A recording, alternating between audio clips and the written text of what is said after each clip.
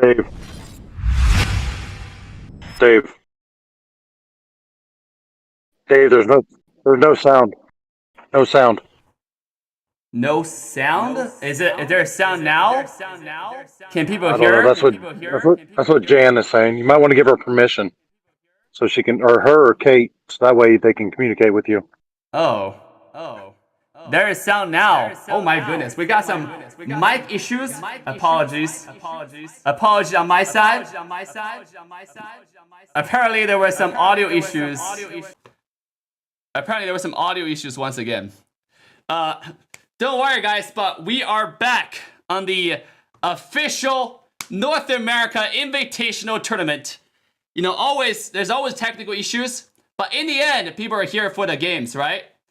Right? Who is excited to watch a North America Invitational show match? Now, the first game is already underway. We got GOSU versus Team Simp.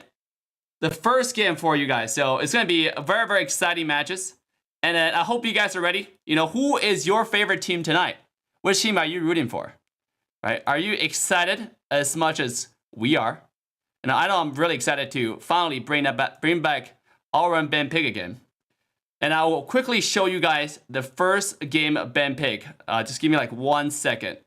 There is still, now obviously, this time we're doing this show match, and then a lot of other exciting events are gonna happen right afterwards. So make sure to stay tuned. And this event is sponsored by Trovo.live, so make sure to use the link in the chat to go to Trovo as well. So let's go ahead and show you guys the Ben Pig page right off the bat. Okay. Welcome back to the Ben Pig, guys. This is all-around Ben Pig once again with blue side, the left side is GOSU, the red side is Team Simp.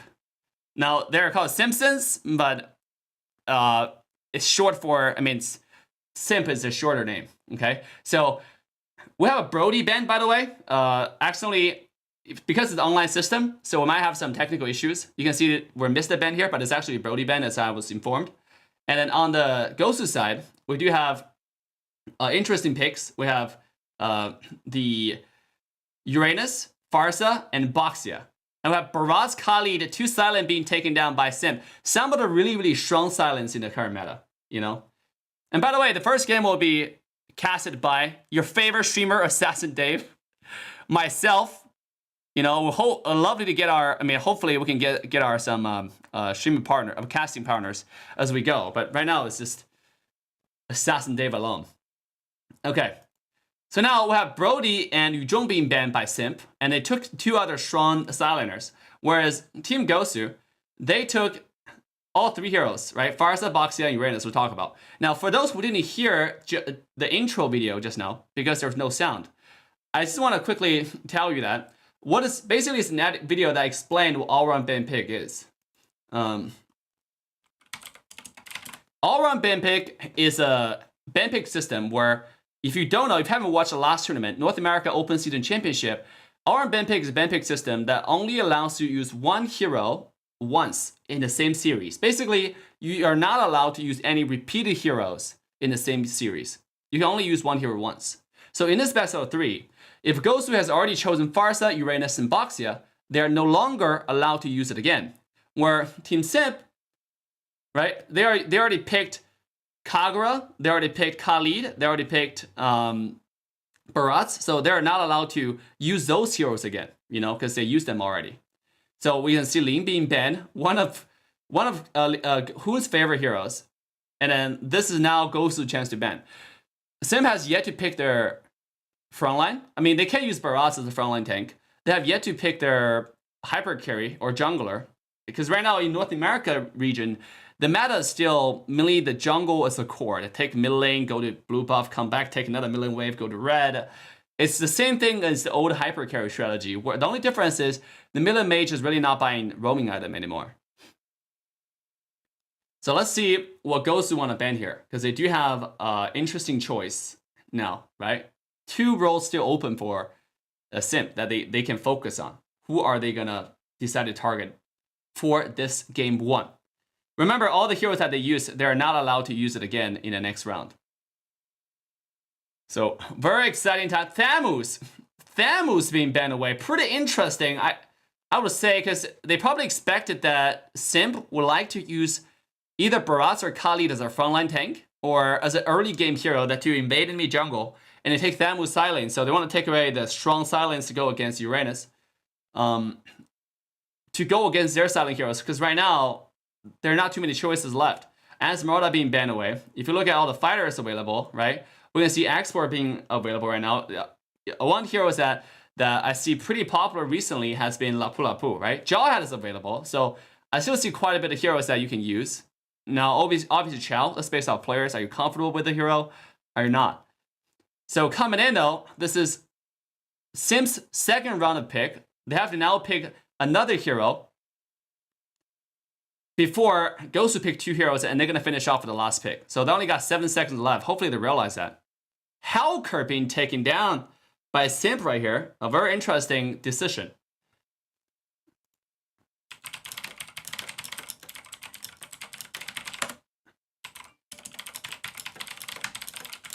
Okay. So I just want to communicate with the teams to make sure that they are on track, so we do not miss any pick or bans. Right now, this is Team GOSU's chance to finish off their last 2 picks. Still missing their core, and then are we gonna see a Benedetta? Right? I'm surely very excited to see this hero, but Benedetta is really bad against tanky heroes, aka Khalid, aka this dinosaur Barats. Right? You cannot really kill them, even if you land your full combo. They will still just be sitting in there, sitting in your ultimate, showering. You know, are we actually gonna see it? Maybe. Export being taken out.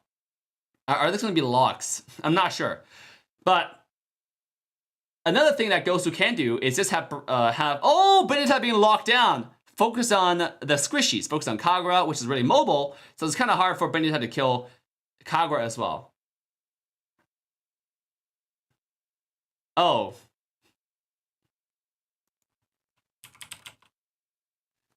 I just got confirmation that they want to ban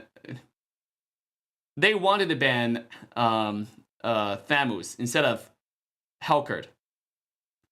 Interesting. They want to ban Halkir instead of Thamus, actually. And then the other side, Simp wanted to ban. They're gonna use Thamus instead of Halkir. So we're gonna have Harith last pick is not yet locked. So we have to decide. All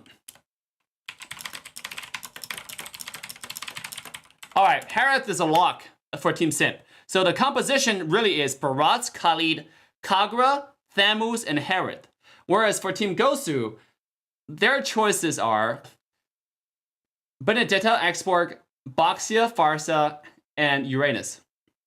You know, this whole bank pit process does take some time for people to get used to.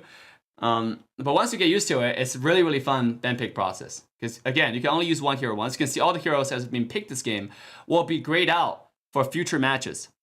They're not allowed to use those heroes anymore, which is obviously really exciting, you know, for all the viewers. Because finally, you're not going to see one hero being played by 10,000 teams for 10,000 times, maybe 20,000 times, right? You can see different heroes.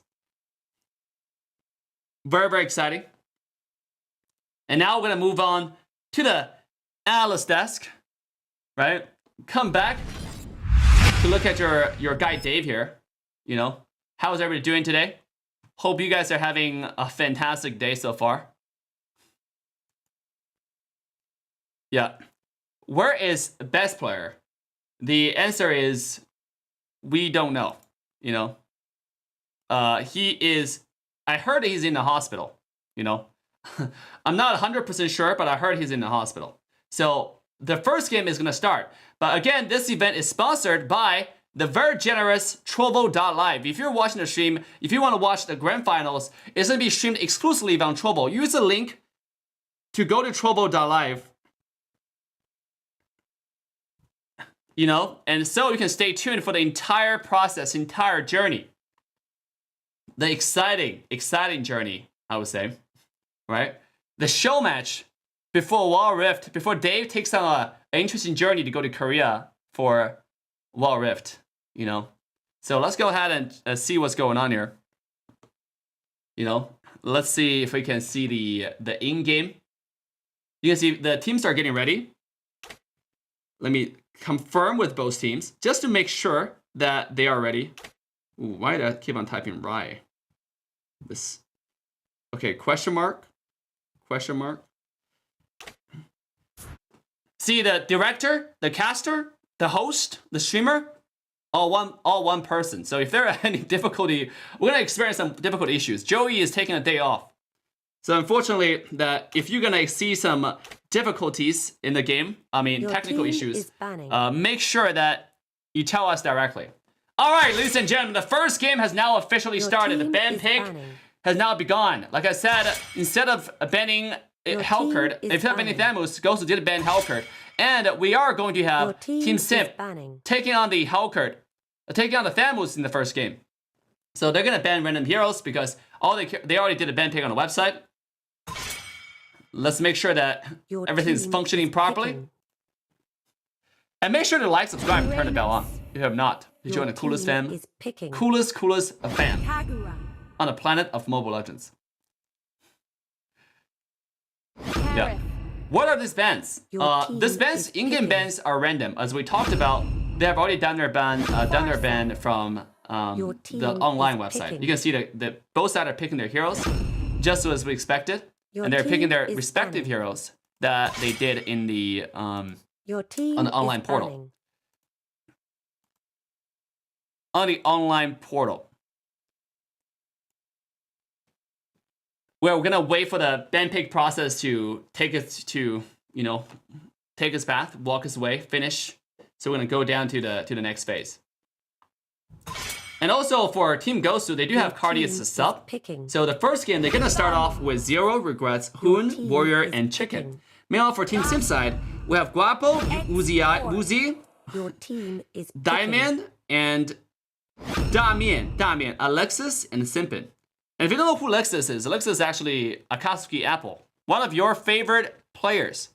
I mean, pretty popular among the kids, to be honest. I think a lot of kids really like Apple.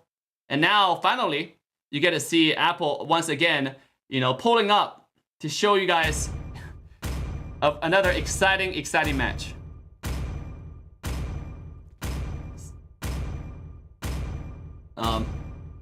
All right, both game get started here. Now, let me see in the chat. Which team are you rooting for? Are you rooting for Simp, or are you rooting for Team GOSU?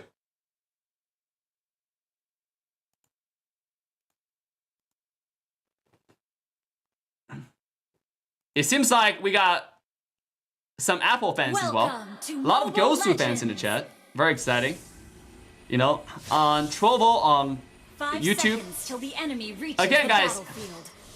This stream is brought to you by Trovo.live. If you're watching the stream right now and then you want to support the sponsors who are helping today's tournament, who are making everything happen, make sure to go to Trovo.live.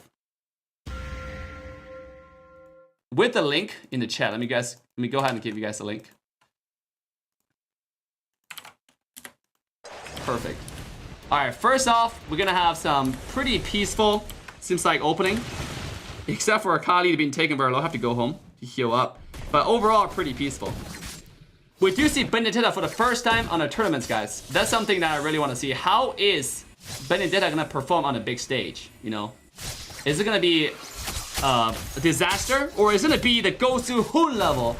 The people, what people came here to see, right? The exciting match. Benedetta. Well, he's gonna do no damage to Khalid in my opinion, unless he's really far ahead. This hero's early game damage is actually really good, and Hoon being one of the most fluent assassin players, now level 4, already making his way to bottom lane. The initiation comes in to the dinosaur, taken very, very low. And the first blood will go to Farsa, taken by GOSU 0. Amazing job, and Hoon will take down this wave as well to get his level 4. Now they're gonna try to take down some shield. Already starting off with a really aggressive opening. Very, very interesting. Started right off the bat. Now, if you look at total gold, meanwhile, top side, we got Uranus being taken down by the Harris rotation. 2-1 is going to be more than enough to take down the kill. Who makes him put himself into the team fight, right? Find his way into the team fight. Clear a top lane wave. Look at that wave clear. When you use your ultimate, you can also use Benedetta's ult to clear jungle really fast. If you take buff and you don't have retribution, your ultimate is going to be your best friend. The good thing about Benedetta's ult is also on a really short cooldown, so you can use it pretty frequently. You can fire that bombing though, taking that damage out. By the way, I just want to complain, take the chance to complain about Mobile Legends' current ban pick system. I'm sorry, spectating system. I'm trying to find a way to zoom out. Yeah, there it is. It's so hard to zoom out because the button is so hard to click. Unless you have a finger that's as thin as like, I don't know, 1/10 of an inch, you're not gonna touch those buttons. It's just impossible. So meanwhile, we can see on the bottom side, some rotation once again to the dinosaur.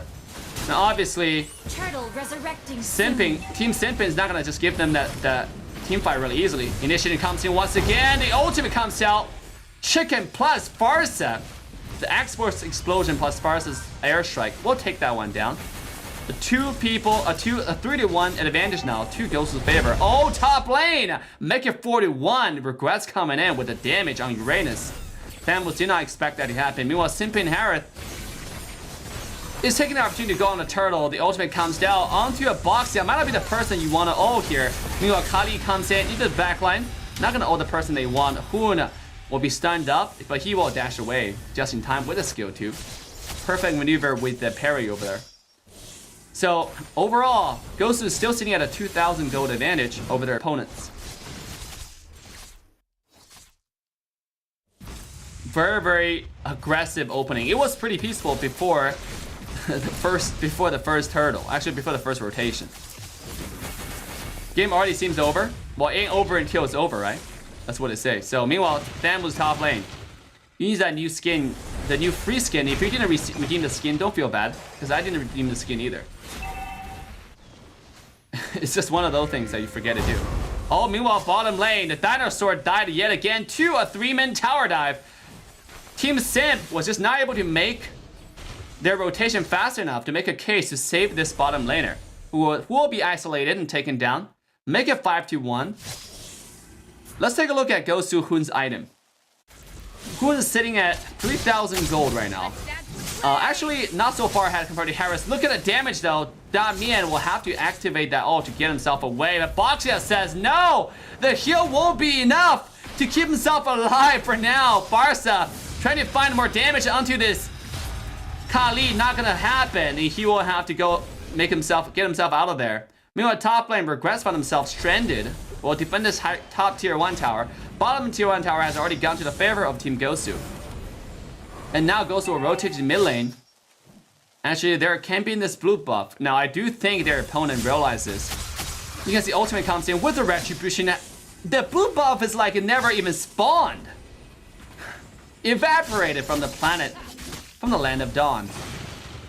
Quite sad for the life of blue, you know? It's like being a girl born in China. Long time ago. It's just very unfortunate, you know? Just disappeared in a second. Yeah. Meanwhile, coming back to the game.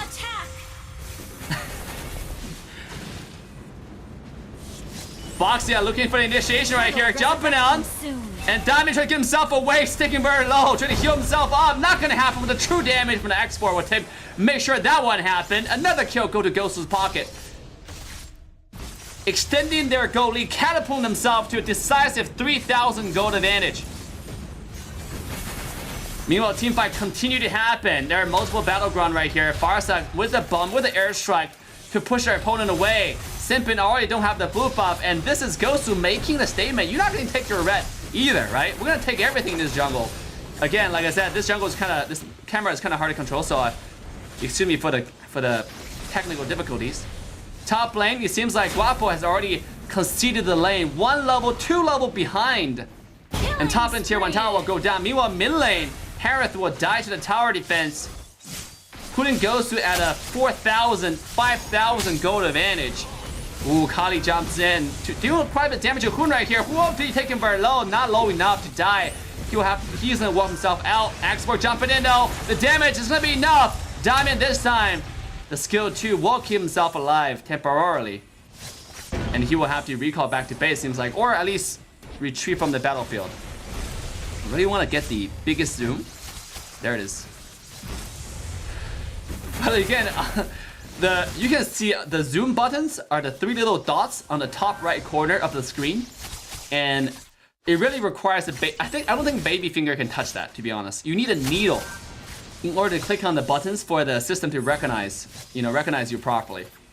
I mean, I don't even think that will work. But maybe, just maybe it will work. Right, let's go back to the normal screen here. Now we're seeing some really, really buggy camera angles when we try to return to the regular camera angles. So once again, big shout out to Moontown for,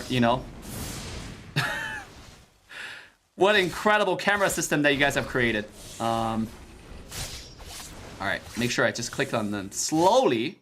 Eventually we'll get back, guys. Eventually we'll get back. Now let's take a look at a different person here.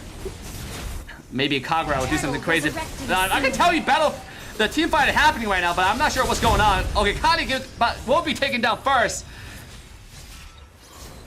Amazing job from GOSU over there.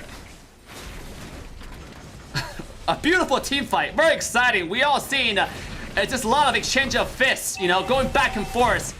It's almost like a 70s gangster movie, right? Except without all the action scenes because the movie quality was too shit.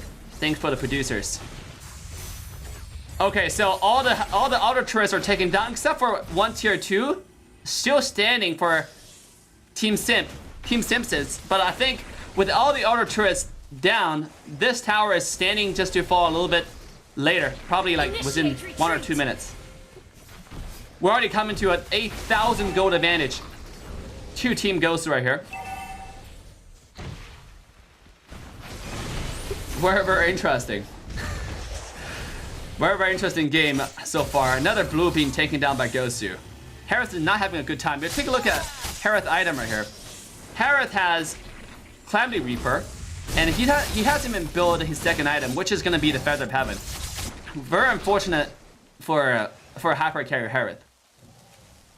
This is why I personally do not like the engage without any stuns, because the engage is very unclear. It's not a clear defined engage. Warrior might be a little bit out of position here, a little bit cocky. Now, do keep in mind, this guy is really farmed. He has 4,800 gold, which is higher than every single person from Team Simps member, with the exception of the Harith, who's only 300 gold ahead, 400 gold ahead. It's not even that much.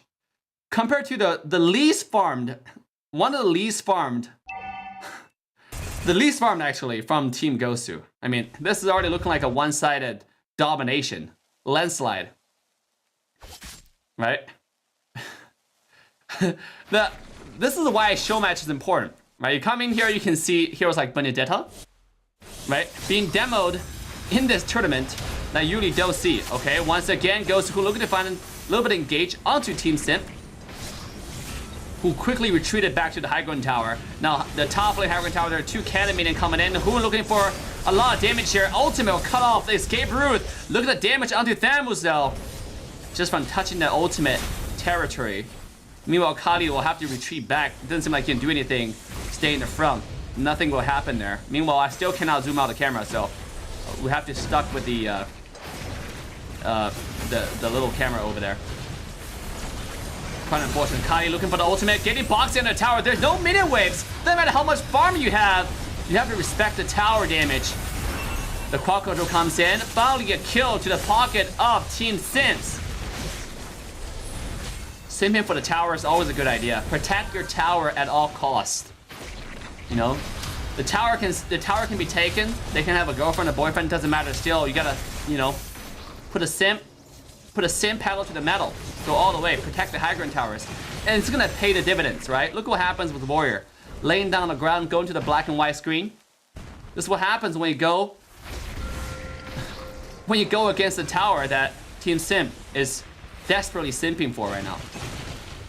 You just can't beat the towers. However, even with that kill, Team Simp still have a vertical blood climb.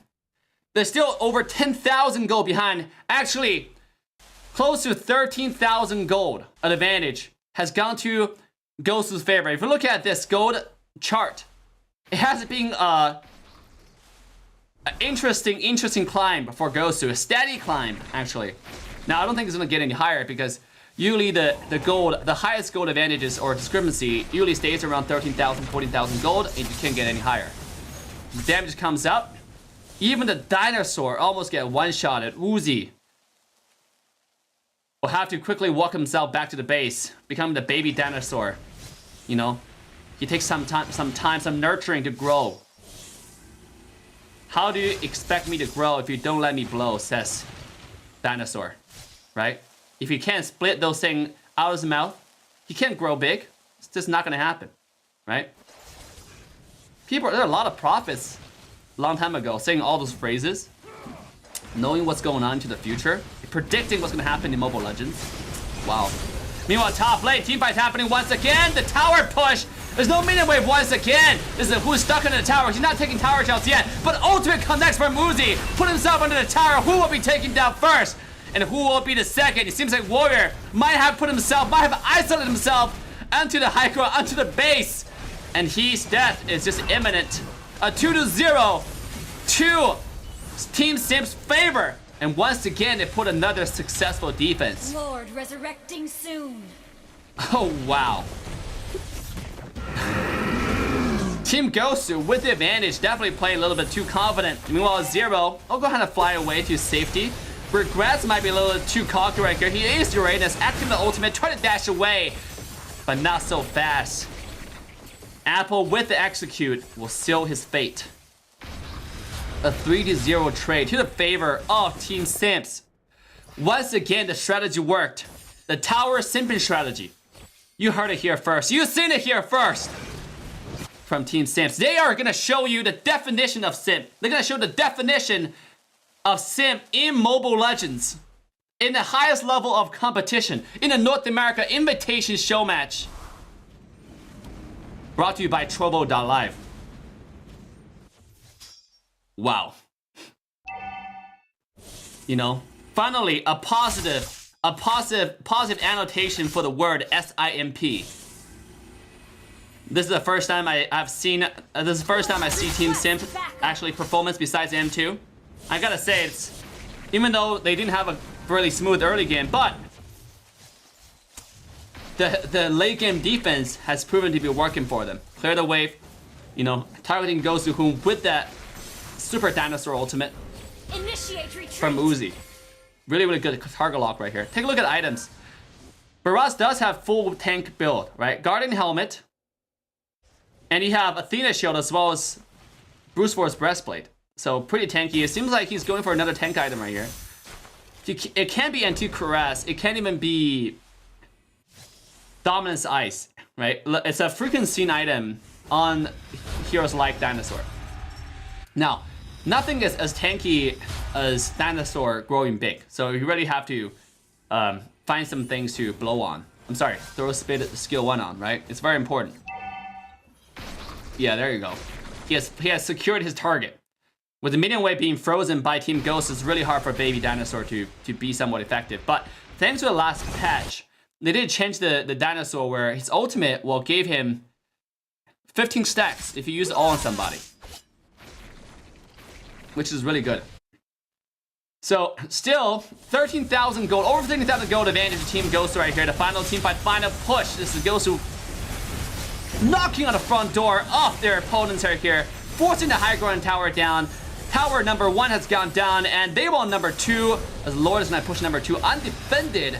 Only 1 high ground tower remaining, but Lord is already hitting on the crystal itself. Who is going in with the ultimate, zoning everybody out. He's gonna dash himself away. Every single one of the team Simp right now is trying to pull up great defense.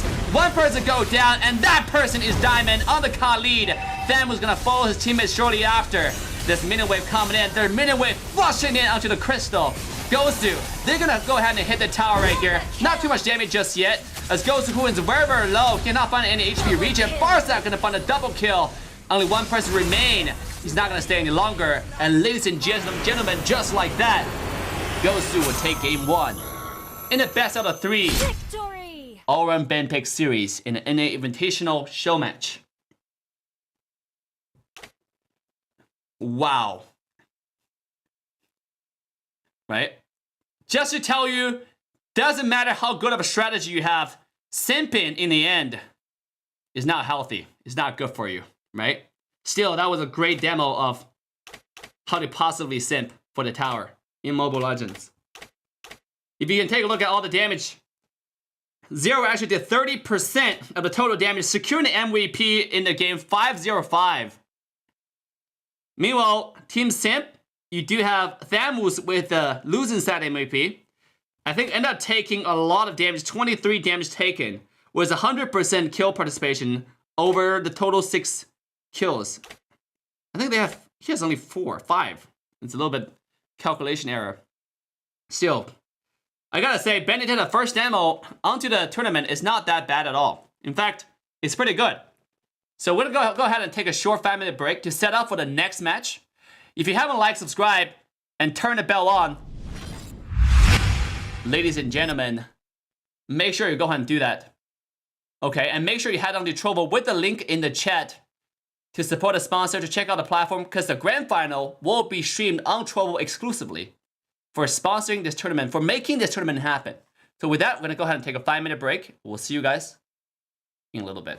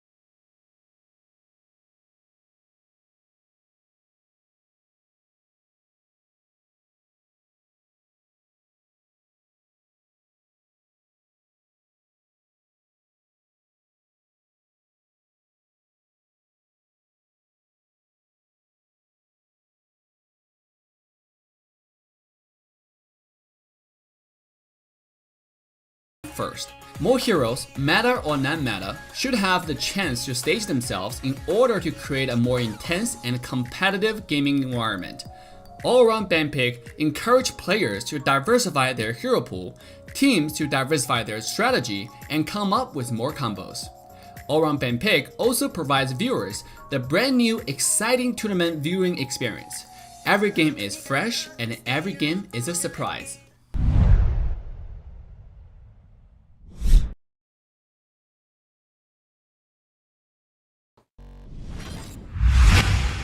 Alright, ladies and gentlemen, boys and girls, welcome back to the Analyst Decks once again.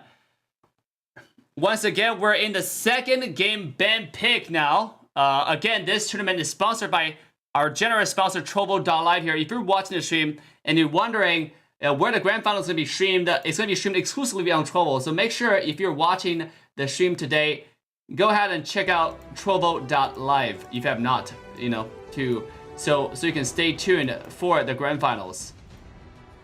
Whew, an exciting event. The second game ban picks is already underway. So let's quickly jump into the ban pick page. Alright, ladies and gentlemen, welcome back to the ban pick here. Once again, we apologize for all the technical issues that we're facing, but we gotta figure it out. You can see we have Alice being first picked. I think that might be no streams out. There might be some issues. Yep. Now we have Alice being first picked by Team Simp, and you have Lapu Lapu as well as Kufra being taken out by GOSU here. Now this is all the games that they picked in game 1. So basically, if you look at all the heroes available right now, Team Simp, they're not allowed to pick all the heroes they picked from game 1. This is called all-round ban pick, right? So all the heroes, Barats, Khalid, Kagura, Thamus, and Harith are already banned for them. So if you look at their hero pools, the heroes that are grayed out, I mean, it's the heroes either banned in this game or the hero that's being used last game. Basically, no repeated heroes ever. They can never use the same heroes twice in one best out of 3s. Now, is Team Simp gonna take this game to a best out of 3, to a full 3-game series, or are we gonna end the series in a much shorter fashion, right? In a 2-game domination. So, Uranus as well as Farsa being taken out by Team Simp right here. Meanwhile, Team GOSU, now, with all this fighter being taken out, you still have, look at the fighter choices, right? You still have Barats available.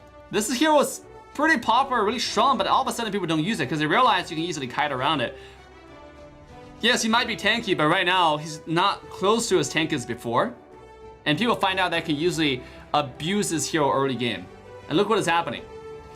Right? No one even picked this hero. But if you don't pick this hero, if GOSU doesn't take out this hero, I'm pretty sure it has a really good chance of being banned.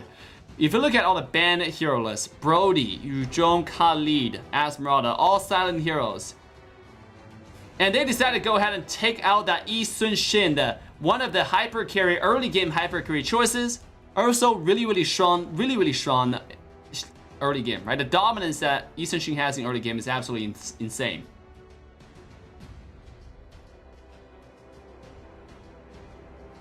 Now, the next round of ban pick. Who is GOSU going to target? You still have, once again, the hyper carry choices. Team Simp, the same strategy they had in the first game ban pick, they're using in the second game. Like they're picking their 2 silent heroes, Alice and Uranus. They're picking their mid lane, Farsa. I still don't know their tank choices. I still don't know their hyper carry choices. They like to save that for the second round of ban pick, which is pretty good. So hyper carry choices are usually easily to counter. And sure enough, that's what they decided to do. Boxia will be the tank to ban. You still have Atlas available, but is that a choice that you want to go with?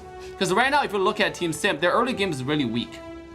Right? They decided to go ahead and ban the Kali to make sure that Team GOSU do not have any early game choices except for the Barats, as we mentioned. So GOSU now, they can first pick. What are they gonna choose? Right? Are they gonna choose Barats? Or do they know that, maybe Team Simp already picked their silent heroes. Maybe we don't have to pick Barats, right? We can save Barats in the last round. We can now pick our mid-lane heroes.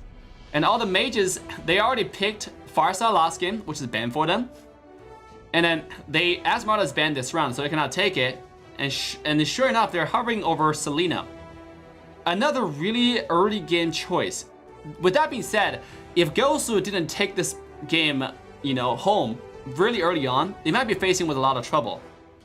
And Natalia is another choice they're considering. I think right now they're just hovering over different heroes to make sure the system is not bugged like last game. And Natalia will be the lock in game 2 for Team GOSU. This is a Team Simp now. The last chance to make a stand, right? In front of the Giant, the crowd's favorite tonight. Can they take this to a 3-game series? Roger being taken out. A really, really strong early game heroes. Roger Farsa being the classic, you know, best duo combo in rank. You get Farsa, you get Roger, you're going for the dub. That's literally how it is. It seems pretty boring though, because people have been spamming that, doing that over and over again. But this is a tournament. You obviously want to go for the game. Go for the comp that has the best chance of winning. But Roger can be countered by Natalia. Now, with that being said, this is a team game. So if Akai just peel around Roger, if Natalia shows up, Akai activate the ult instantly. You can push the Natalia either onto the wall or just push him away, right? Both choices are available. Now, this is obviously GOSU's last chance to last pick in game 2 right here. What they need is they probably have Natalia mid lane. So what they need is another fighter side lane. And they have made some roster changes. We have swapped out Regrets for Cardi. Meanwhile, same as Team Simp, right? Team Simp has also swapped out their member for Simp number 2. Right now we have Simp number 1 as well as Simp number 2 both present. The Super Simp army, and Harith will be taken out. So this is actually interesting. Are we gonna see a Harith? Are we gonna see a Harith mid lane without buff? Because Eastern Shin most likely will go jungle. A very, very interesting choice once again. Let's see what the analysts got to say about this. All right, guys, welcome back to the analyst desk. Pretty interesting picks about the second game right here, right? I mean, as a professional analyst, I gotta say that interesting picks. Harith showing up with Eastern Shin in the same game. Wait, I'm not so sure how I feel about that, but it's a strategy that definitely can be used, right? You can also get Harith to go side lane and Natalia mid. Because Natalia, I'm pretty sure Cardi can run Harith side lane because they're gonna try to use Harith to go against Alice. So one core item this Harith will have to take is probably gonna be that Enchanted Talisman. You know, you definitely need that pick to make sure that you can do infinite dashes. Otherwise, you're gonna run out of mana. Otherwise, you're gonna run out of cooldown. You're not gonna dash fluently. There are a lot of trouble. There are a lot of risk that go in with a Harith pick. But no, they obviously did that, calculated, knowing their opponent also have pretty weak silence. Or you can go Eastern Shin silent as well. That's also possible, right? Because Harith hyper carry. So there are a lot of choices you can go with GOSU. Their team comp is very flexible. Now, when you have Eastern Shin pick though, it's very common to see Eastern Shin jungle because Eastern Shin can open up early game advantages pretty easily. Whereas if you put Eastern Shin on the side lane, it's missing this hero early game power. Whereas Harith on the side lane, it's more like it, you know? Because Harith does have the late game potential, right? He can go to the goal lane and stay in the lane and farm. Now, in this game, they do have goal lane. For GOSU, have goal lane on top lane. So, you do have that. For Team Simp, they do have the goal lane on the bottom lane. So, with that being said, if Harith do go to the side lane, have to go top. Same as Eastern Shin. If Eastern Shin go to the side lane, he have to go top. So, either way, right? What do you guys think about the comp? By the way, guys, if you're watching this North America Invitational Show match, this stream is brought to you by our lovely, generous sponsor, Trovo.live. If you're watching the stream right now, and if you're wondering who have the audacity to help an A region with such beautiful tournaments, who has, you know, the courage, the generosity to extend a helping hand, well, make sure to use the link in the chat to go to Trovo.live. So let me just make sure that both sides are ready, you know, and we're gonna get our game going. So ready, ask, and once we get solid confirmation from both sides, we're gonna go ahead and get a game started. grand final streamed exclusively on Trovo with this link. Okay, so make sure to go to Trovo.live, guys, if you're watching the stream here. Let me go ahead and pin this message. Yeah. All right, we're gonna go ahead and start this game because both sides seems like they're ready. And ladies and gentlemen, just like that, we're gonna go ahead and jump into the game. Jump into the game we shall. Your team is banning. A very, very exciting matches today, right? Game 1, GOSU have demonstrated that they can dominate with whatever comp they have. They can just go ahead and run rampage upon rampage through their opponents without worrying about anything, really. Now, can they do that in Game 2? You know? Can they pull up yet again? Your team is picking. It's something that we'll have to find out. Roger. In this game 2 right here. Both sides have picked their heroes. Harris. Which side of composition do you like better? You know? It comes down to execution. Now, I do like Kufra a lot better because I do like the initiation a lot better, but that's just my personal opinion. You know, a lot of teams like to play different heroes differently. And then, by the way, for the question that you might have Natalia. in the chat, your team right? is We would love to answer your questions, but this is a tournament format. Now, hopefully our fan members, our helpful fan members, you know, we'll go ahead and answer the question for you. And I just want to touch up on this draft. Personally, I do like Kufra a lot better. So just for that, I'll give GOSU one more point, right, for this spam pick. Now, you can see that Harris has been taken out by Hoon. With that being said, it is a strategy that a lot of you guys have suspected, where it's going to be Yi Sun-shin Silent and Harris jungle, hyper carry. It's a viable choice, right? And Harris, so then Yi Sun-shin can't really move out anywhere. His mainly utility early game is just, his main usage is just for the level 4, right? Hopefully Yi Sun-shin doesn't lose a lane, because it's actually likely that Yi Sun-shin, as a hero, if you go against fighters, there's a possibility that you might lose a lane. There is a possibility, right? It's not guaranteed, but it's a possibility. Okay. All right, game 2, ladies and gentlemen. If you haven't liked, subscribe, and turn that bell on to join the coolest, greatest, and baddest fam on Planet Mobile Legends. This is your chance to hit that bell, hit the subscribe.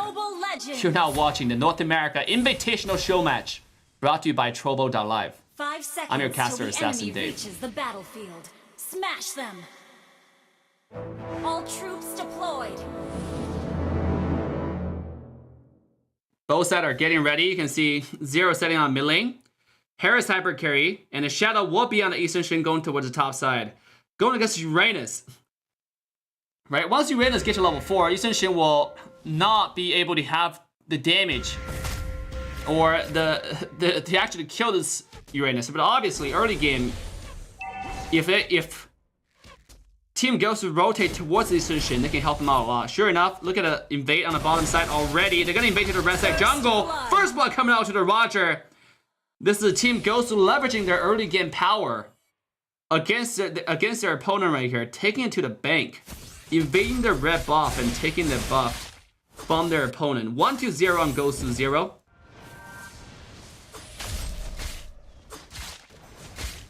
Already really aggressive. Already really ferocious. I'm liking this movement. Meanwhile, let's take a look at Akai versus Kufra action going on the top side. Oh, now Kufra jumped in, knocking up 2 people. Have to pop the flicker. Warrior will get away. But at what cost, right? Sometimes getting vision is a dangerous job. It's not always safe. It's not always to your favor. But you still have to do it. For the benefit of the team. Somebody gotta take on the task. Top lane. Engage comes in onto Simp into the Kaido. Nothing else gonna happen. They're gonna go ahead and focus on Shadow's lane. GOSU YL Shadow. Meanwhile, look at the bottom side. Alex gonna clear the way because he lost to La Pulapu, right? He's only level 3 right now. Level 4 finally. Harris, let's take a look at both sides carry farm. Harris sitting at his boost already, so he can have the 40% dash. I mean, 35% cooldown reduction. Speaking of that, team fight seems like it's gonna happen. Laflo gonna pop their ultimate. Can't really find a clear target. Will have to jump himself away, but the ultimate's cooldown is really, really short, so he will be fine. Meanwhile, let's try to zoom out once again. Oh, there it is.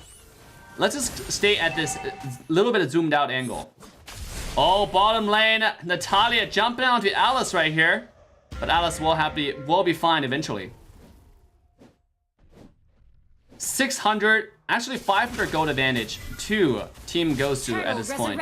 Game 2 is already not looking good for Team Simp. But don't worry, today's tournament is a double elimination format. Oh, Alice can't even pop that ult before he died to the power of Lapus ultimate right here. Stand to be the triumph of this 2-1 dive. Show the power of the rotation. Now, Team Simp recognizing the two people bottom lane, gonna quickly start off this turtle right here. See, the turtle will go to Team Simp's favor. Kufra jumping in, finding nobody to engage on though. Now this is Harris coming out. Akai will quickly pushes Harris away from the ultimate formation, keep himself alive. Nice push and nice positioning. Natalia though find himself into the team fight. The damage comes out, the ultimate comes in. Getting Alexis to 50% HP, but can't quite find it now. Simp, Akai, what do you say? The damage comes out. The execute is not gonna be enough to kill Simpin on the Akai. Meanwhile, the Petrify will secure this kill. A beautiful, beautiful throw on the dagger for the shield to keep himself alive for now. Meanwhile, Woozy will dash away. All at the same time, Harris will fall to the mid lane. Sorry, Farsa will fall to Harris in the mid lane. A 3-1 trade overall to GOSU's favor. Put himself at 1,000 gold advantage.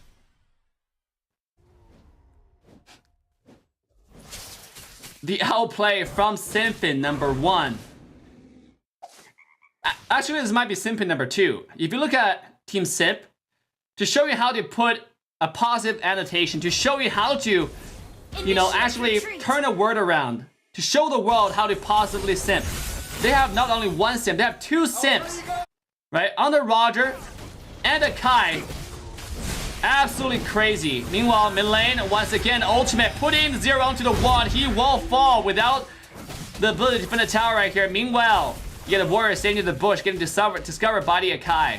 Have to dash himself out of there. Now, looks like Team Simp is gonna give up the journey. Actually, they might not. Knowing that Harris is still top lane, they decided to keep on going under the tower. They're gonna go for it. Harris is scaring them, looking to push this guy onto the wall. And now, Simpin number 1 will have to jump away on the Roger. Look at that total chart right now. Still, looks like a slide towards GOSU's favor, right? A slide down to the red side. GOSU obviously being on the red side this time. Very interesting early game. It's trading off resources, top lane. Shadow does miss that boat. You know, this Uranus is a slippery target, right? It's a hero that can easily walk away from a lot of tricky situations. So he's not really afraid of a lot of things. Meanwhile, GOSU 0, stay in the bush, looking for warrior going against Simpin on the Kai. With Eastern Shin's ultimate, like I said, Eastern Shin has not been able to be very useful early game. His biggest contribution is obviously the vision from the ult. On top of Natalia's vision, they actually got quite a bit of vision here. Uranus might be too cocky on the damage he can take. What if he bursts it down? Eliminated. Now, Roger trying to get the turtle. He won't get it. The Akai coming in with the ultimate, putting Hu onto the wall, but there's absolutely 0 follow-up. Roger does find a kill onto Eastern Shin on the top side, and he's looking for another kill. Meanwhile, this is a team fight for Team Simp. They already taken down 2 at a cost of 1 with another turtle. Akai finally have nowhere to run, and Akai will be taken down as well. 2-2 trade, but Team Simp does secure the turtle. A very chaotic fight at the turtle, but they walked off on top, shrinking the gold deficit from a 2,000 gold to right now less than 800 gold deficit. Initiate retreat. You know, despite the early game disadvantage, Team Simp is not giving up. You know, they're gonna do their absolute best to make sure we'll go to the 3-game series. Very, very nice. Zero, in order to get those visions, not able to do enough. Now, obviously Zero is facing a lot of strong opponents. You have Alice, right? You have Akai, who absolutely cannot touch. Farsa and Roger are your two best targets, but obviously Team Simp, they know the definition of Simp. Just remember how well they Simp for the tourist last game. You know, they're gonna go ahead and Simp for the Roger. They're gonna go ahead and Simp for the Farsa. You know, to make sure they are protected. And by the way, Farsa is actually a girl player, and from all accounts that I've heard so far, one of the baddest looking girl players in North America region. Launch attack. So that's why, aka the name Team Simp. You know, protect the queen. So meanwhile, top lane, Kufra once again the one-on-one duel with the Kai. Nothing much gonna happen here. Uranus has already taken the beating from the first dive he did not too long ago. Now he learned how to pop the Purify to make sure he didn't get slowed. Jump away river quickly. Understand his limitations, the most important part about this lesson. But Team GOSU once again secure the river, hence getting the next turtle to their favor. Continue to solidify the control over the map. Pretty peaceful game, to be honest. Overall, total 9 kills on the map. Very, very peaceful. Nothing yet happened. Now Uranus might not be able to get away this time once again, overestimating his ability to stay alive. Now, Natalia, not a single person from Team GOSU can kill this Uranus, but collectively, Team GOSU is really powerful. You got a silence, you got a knockup, right? You got a lot of crowd control and a lot of burst damage from Eastern Shin as well. So they definitely they're not afraid of Uranus. Uranus definitely have to recalculate, rethink about his ability to tank. When you see a lot of people come in, your number one goal is to run away immediately. Do not try to be a hero, right? To continue to give GOSU that lead, because right now GOSU is slowly but surely extending that lead, extending that advantage to a 3,000 gold. I mean, this keep on looking better and better for GOSU. They're now making a rotation to the bottom side. You can see Natalia getting vision. Oh, Alice might be the target. Woozy pop that flicker, get himself away. He won't be successful, but at what cost? Akai jumping in will be blocked by the Kufer ball right here. Bottom tier 2 towers. He can be in a little trouble.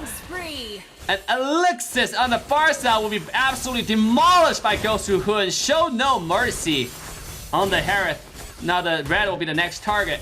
Hoon does not have the blue buff. Roger coming in just to go back to the black and white screen. Follow his mid laner. 2 people taken down. GOSU will now charge towards the high ground tower, charge towards the tier 2 tower. They do not care. Alice will find 2 people rooted down to the tower. He stayed alive a little bit longer, and yet miraculously, no one died. I take my word back. Only 0 died from Team GOSU on that tower dive with absolutely 0 minions. Wow, Uranus found himself into the back line of Team GOSU, surrounded them, finding the kill onto Zero, who was laying down peacefully on the ground. But what a dive. You know, the 2 to 4, now KDA on Zero has been a martyr and a vision ward for Team GOSU. But the result has been pretty satisfactory. As you can see right now, GOSU is sitting at a comfortable 4,000 gold lead. Seems like every time we mention about the gold advantages, GOSU just keep on getting higher and higher. This is only getting worse and worse. Every strike's bringing them closer to the victor of tonight. Obviously, the first game. If they win this game, they'll have to play another game to go to the grand finals. This is the first game of the winner's bracket. Oh, Kufa cannot find engage right here. Simpin might be simping too hard right here. We'll have to jump away under the Kai Farsa, looking for the bump to the back line. Gonna go ahead and clear the wave real fast. Meanwhile, Uranus once again taking a beating, realizing he cannot take that much damage. Loplopa jumping in. He's still holding on to the ultimate stun, connects onto Simpin number 2. Onto the Kai, who's gonna jump away to safety. Now, by all means, Team Simp still have a really good chance in this game because they can still pin a lot of people onto the wall. They can still pin the Harith. They still pin the Eastern Shin as well as Lapu, right? There's not a single person on Team GOSU has the Purify. So it all comes down to whether this attack can pop off and save the game. Meanwhile, Natalia, with the collective effort of Shadow on the top side, will go ahead and take down that Uranus once again.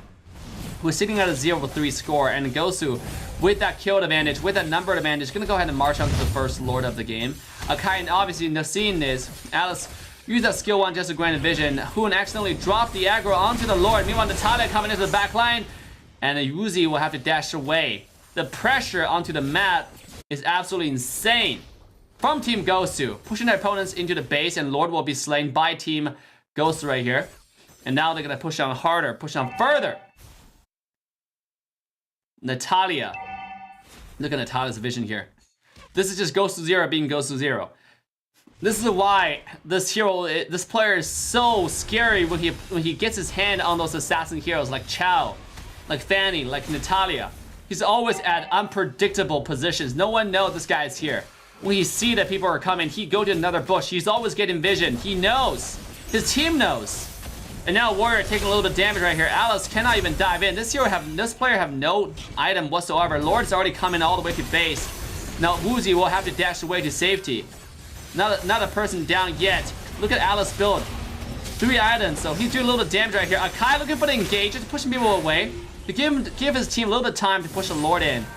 But this is GOSU taking the opportunity to clear all the outer turrets. Continue to solidify their control over the overall map. Pinning their opponent onto the high ground towers. Alice jumping in, finding the 2-man route, but no damage to follow that up. Bottom high ground tower will be left undefended. Uranus cannot survive this burst! Go ahead and dash himself away to safety, but at what cost? Bottom left wide open. And now GOSU not only want 1, it seems like they want number 2. They're keep on going to the second high ground tower right here in the mid lane. It doesn't seem very realistic though. With Farsa being available, right? With Akai being available, with Alice being available, some of the best lane clear, some of the best tower defenders. Shadow on the top side. Let's take a look at farm on everyone. Eastern Shin is sitting at 10,000 gold, close to the actually just over 10,000 gold, close to Harith, close to that Lafla, who all their silence are really farmed. Whereas for Team Simp, their Uranus is sitting at a whopping 6,500 gold. He's not tanky, he's not doing a lot of damage. He cannot survive any burst. And Alice is sitting at 7,600 gold. There's not that much gold either. So despite that, Team Simp does have a early game focus, a balanced team composition, because their tank is not closely as strong, because they do not have the Natalia, the early game really powerful assassins. They lost their red and everything started sliding from there to GOSU's pocket. Warrior gonna step into the bush, find himself against 2 people. He's not afraid. He knows he's safe, he knows the team is around. He just walk around to continue to put that mental pressure, the mad pressure onto their opponent. A very interesting game 2 so far. Now, once again, we'll come to a 10,000, over 11,000 gold advantage right now to Team GOSU. They're looking stronger and stronger right now in this match. This might be the final push. Lane has been cleared, ladies and gentlemen. GOSU is looking to push his high ground towers. They got both lanes coming in at the same time. A perfect wave management, a demonstration of how to pin your opponent into the base without their ability to clear the wave. Now the high ground, the ultimate has been dropped. Harris activating the ultimate, pushing the Uzi away from the lane. There's still a cannon available. GOSU's jumping in. Uzi will be bursted down. The high ground tower is under siege. The mid lane minion wave has been cleared, but don't worry, GOSU still have another wave top lane. Akai jumping in. Simpy number 2 taking a lot of damage. Kufa, the old flicker combo. The Robo combo is issued, and the ultimatum has been issued to their opponents. GOSU giving the death sentence to their enemies. This is almost a team wipe for Team Simp. And now they're gonna march to the high ground tower, do a little bit of damage. A 1-2-3 trade. What a beautiful combo over there. Wow. Let's take a look. Your combo, the Robo combo is issued, and the ultimatum has been issued to their opponents. GOSU them down, giving the death sentence to their enemies. Obviously, you can secure this is almost a team wipe for Team Simp already, but. And now they're gonna march to the high ground tower, do a little bit of damage. A 1-2-3 trade. What a beautiful combo over there. Temporarily. Wow. Flicker combo! Very well done. But again, one defense is not enough. They still have one. They still already have one tower down. And look at this. This is Team Simp. Trying to jump away right here. Kai still staying in front. Uranus trying to find a little bit of damage here onto the side. Not gonna happen. And he will have to dash away himself as well. Woo, looking to stay here, type some things maybe, or to meditate over how cute he is. Unfortunately, the cuteness. Usually when we talk about cuteness, we talk about like pillows that you can hug. So they usually lie on the ground, and that's what happened to the Kai. Uranus trying to do a little bit of damage, not gonna happen. The burst damage from GOSU is way too high. The Lord is coming in, marching into the base. They're gonna take down another high ground tower by the Lord's ultimate. Kufa jumping in with a 2-man knockup. Natalia into the backline. Roger, mega kill onto the GOSU mid laner. Ladies and gentlemen, this is it. GOSU will take the first best out of 3 tonight. Victory! Wow. Wow, what a beautiful demonstration of pure domination, devastation. Anticipation, domination, devastation. That's what this channel is all about. And that's what GOSU demonstrated tonight in the first game against their opponents. Absolutely one-sided slide from minute 0 to minute 18. That's how long this game lasted. Beautiful, beautiful engages. Beautiful, beautiful synergy from entire Team GOSU. Let's take a look at total statistics. 70% kill participation from Roger over there. Meanwhile, 58% from Harith. Meanwhile, just show that GOSU every single lane is winning, right? That means it's not just like relying on GOSU Hoon to carry, where every single person is actually doing their own job. And obviously, Hoon secured the MVP, sitting on a 605 score, right? Definitely really good engages from Warrior in the very end with the ultimate plus flicker combo. That was incredible, incredible showing. All I can say is, damn, you know? Let's quickly go to the analyst stats and see what Dave got to say about this. Oh, I think it's really good, guys. I think this game is how GOSU is supposed to play, right? In the last tournament, we see GOSU coming in with interesting ban picks, but this time they showed up ready. They're ready to take the crown all the way to their bank, right? 2-0 their opponents. Really, really well done. Really good job on the opponent. You know, putting themselves into the next winner bracket, the semifinals. Meanwhile, Sample dropped down to loser bracket. They're gonna go against the losers of Team BB, Black Bulls, versus Team Rockstars. The opponent, the team that took down GOSU, ladies and gentlemen, from the last tournament.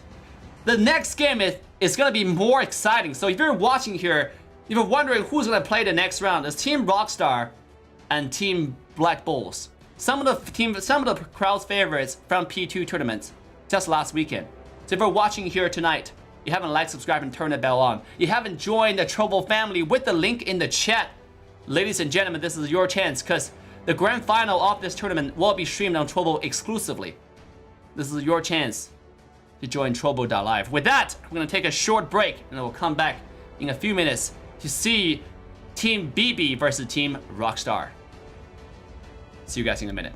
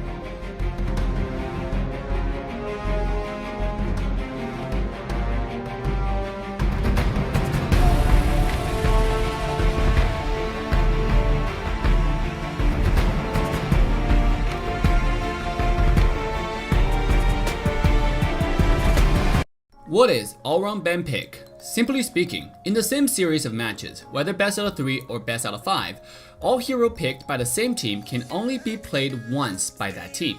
For example, in a scenario of best out of 3 series with Team A and Team B.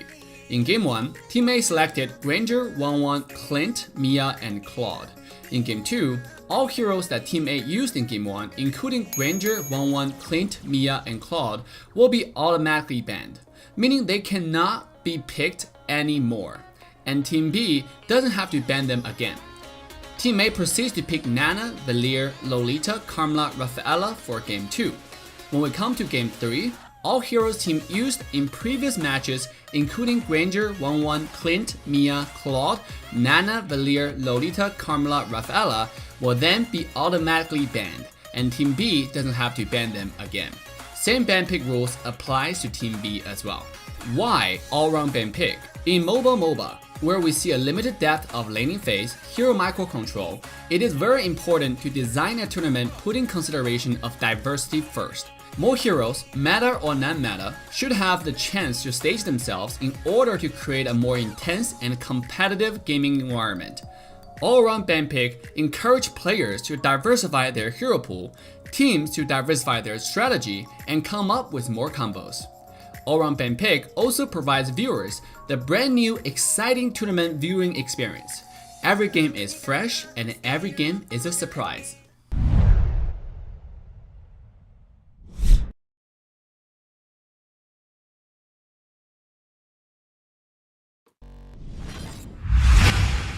Alright, ladies and gentlemen, boys and girls, welcome back to the second game. We have Black Bulls taking on TRS, and this match tonight, we're gonna have a special guest, my co-caster, the winner of the last game, Mr. Chicken. How you doing, Chicken? Yo, what's up, Dave? Glad to be here. So, how are you enjoying the last game? It was nice. You enjoyed I saw a lot of questions about, like, you know, swapping out regrets, and it was we're just trying shit out. Just to clarify, we're just like swapping people out, just for fun. having fun. Yeah, because it's double elimination, guys, and obviously you guys had a win, so you know they had some advantages coming in, so feeling pretty confident. Now, coming to the second game ban pick, it's already underway. Let's quickly jump into the ban pick here. We have the blue side this time. For the first game is TRS, Team Rockstar. On the red side is Team BB right here, Black Bull. And again, with me is Chicken. So he's also a YouTuber and a streamer on YouTube and Trovo. So make sure you follow him, give him a sub. Now, look at both bans. What's your thoughts? So TRS's first pick, they have a lot of options up right now.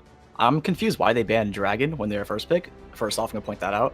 I get the Selena Brody ban on the other team. I mean, some teams like kind of debatable when they want to ban Selena or not. Some teams don't see it as an issue. Some teams do. But that's based on them. I also don't understand why they banned Kufra. But so TRS bans are a little confusing to me. But who knows? They might have a strategy for it. Maybe I know. Go ahead. Continue. No, you continue. Because I think if they ban Kufra, they might want to go specific heroes like some assassins, Lancelot, for example, or Ling, for example. They want to make sure that those heroes are not countered. Possibly. It's just my speculation. That's true. That is true. But typically, I guess on normal rank matches, people don't tend to ban like tanks right away because you know there's more than one meta tank now. Like you got Basha, you got Kufra, you got a Kai for people who can play it. So sometimes banning a tank can actually like backfire on you if they pick the other meta tank, and then you're left with like bad options. They first picked Uranus here. Uranus with his nerf, honestly, I don't really think he's first pick worthy. I feel like if you get a good enough decent lead and like a DPS hyper like Harith or Roger, he can be pretty much dealt with in a quick, easy game. But we'll see how it goes. Yeah, absolutely. And here you can see that on the BP side, we're gonna have Astronomia being shown. So last matches at least, when GOSU went against their opponent, we see that Team Sims, they like to go pick the silence in the first draft. You can see that Team BB is doing a similar strategy here. They picked Barca, which is really, really powerful mid lane. Probably the most popular mid lane heroes right now. This hero has early game damage, late game damage, a lot of rotation, a lot of mobility. And Esmeralda being one of the most popular silent as well, right? I'm confused why they picked Uranus first instead of Esme. Usually Esme is in much more demand. Yeah. Because she has much better, like, early game cutting potential with her both boosted move speed and such. But you know. Yeah, absolutely. Kufra is also a pocket ban. Okay, so basically, I guess that a lot of viewers are actually saying that for Team Black Bull, they have a run trick Kufra player. So it's a respect ban. Is it? Okay, I think I know who it is then. If it's a guy, I know what he's talking about then. I get why they did it. It's because he changed his name that I was confused. Yeah. So look at Team Rockstar's ban right here, picks right here. They're gonna go ahead and take out that Extremely Boxia. tanky. What do you think about Dinosaur Barras, by the way? Do you think Barras? Barras? I feel like he's a hero where you pick it as a safe pick, but it's not super good, it's not super bad. But it's like if you unsure on what to pick, or you don't know what else to pick, it's like a pretty easy, simple play hero, because you're just super fucking tanky. So, I defer with it though, because it's very slow with rotating unless you go support emblem, but it can get out rotated a lot. But well, you know, it depends on how the game goes. In a losing game, he's definitely a disadvantage, a bad pick. Okay, so it seems like we have Black Bull will finish that first round of picks with Ling. And they're gonna go ahead and ban, actually, Lunox. A very interesting ban. We don't see this ban very often anymore, but it is a really, really good counter against Esmeralda. And then it's a hero that you've seen in MPL that have done really successful on the silent go against Esmeralda. So they just want to make sure that Esmeralda is not really countered in any ways. I mean, they're putting really a lot of resources onto this Esmeralda to make sure she's protected here. What do you think about their strategy so far? Well, since they have just a super tanky comp right now, they don't really have much damage that can kill Esme. And if she does Purify, Barats can't really alter. Yeah. I can see why they banned Lunox, because Chloe is known for her really good Lunox. Yeah. And especially if they go this Alice pick here, because Lunox is really good at melting like tanky sides. So support they're gonna go, I would say Kag, yeah, and she shows Kag. But I'm pretty sure she will go Kag in this scenario. For Hyper, I can see them going a Marksman or Harith, probably what would they would go. I mean, they could go an Assassin. Yeah, I see Harith pick. Harith pick. Harith is now coming back to a pretty popular Hyper carry choices. You know, we've seen GOSU done it. We've seen just now team. God, I went a brain fart for a second. We've seen Team Simp also done it. You know, Team Simp this name just didn't register, even though it's such an easy name. But I just can't remember Team Simp for some reason. Team Simp also done it in game 1. Team GOSU done it in game 2. So it's pretty popular. Now TRS is gonna lock that down. I can see why they were thinking about going Kag, but they probably realized they have no physical damage, so they had to go like a damage some point. So they're probably debating on who would go damage here. So they picked Kag, or not Kag, Natalia. Yeah, and also Natalia is a straight up counter to Ling. Like if you have Natalia, who is 1500, around 2000 gold within that margin behind of a Ling, she can solo Ling very easily. Like just with the 3 passive. A single item. Yeah, a single item. That's why like Ling is gonna give Natalia's gonna give Ling hell this game. Now obviously, if you look at last game, similar to this game, Natalia, the only threat that she poses is to Ling. Like she cannot really kill. I mean, and the Farsa actually. Yeah, I was gonna say it as well. She cannot kill Alice. She cannot kill Esmeralda. Right? It's merely just the Alice, the Farsa, and Ling. Similar to the GOSU situation when you guys took the Natalia. I mean, also Zero actually had a 3 deaths early on. What's your thoughts on that?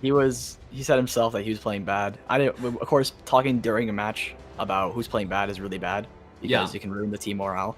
Sure. Afterward, I mean, it was more like unfortunate scenarios. Of course, he got greedy in some, but it was like nothing that, you know, you could really say you're stupid for doing, because it was just unfortunate scenarios.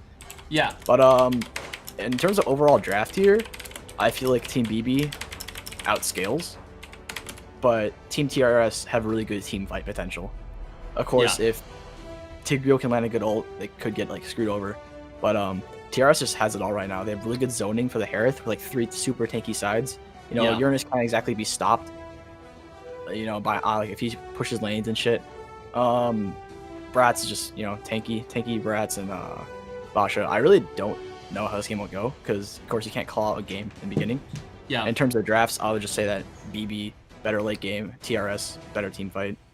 Yeah, absolutely. I'm also rooting. I mean, not rooting, but I also prefer TRS draft this game as well. Like Silent seems like the win either way. Like Uranus and against Esmeralda, you have Barras going against Alice. Either way, either or, it seems like they're gonna have a comfortable side lane, and they're just like you said, Chicken. They're really tanky, so it's really hard to deal with the composition.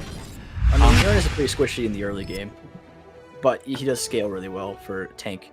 So like Uranus can lose to Esme inside if Esme can get a little help, or if the Uranus just plays better. That's kind of like a skill matchup based on Uranus' stacks, or like if the Esme knows to play casual early game to get for her level 2, so she can kite out his stacks and junk.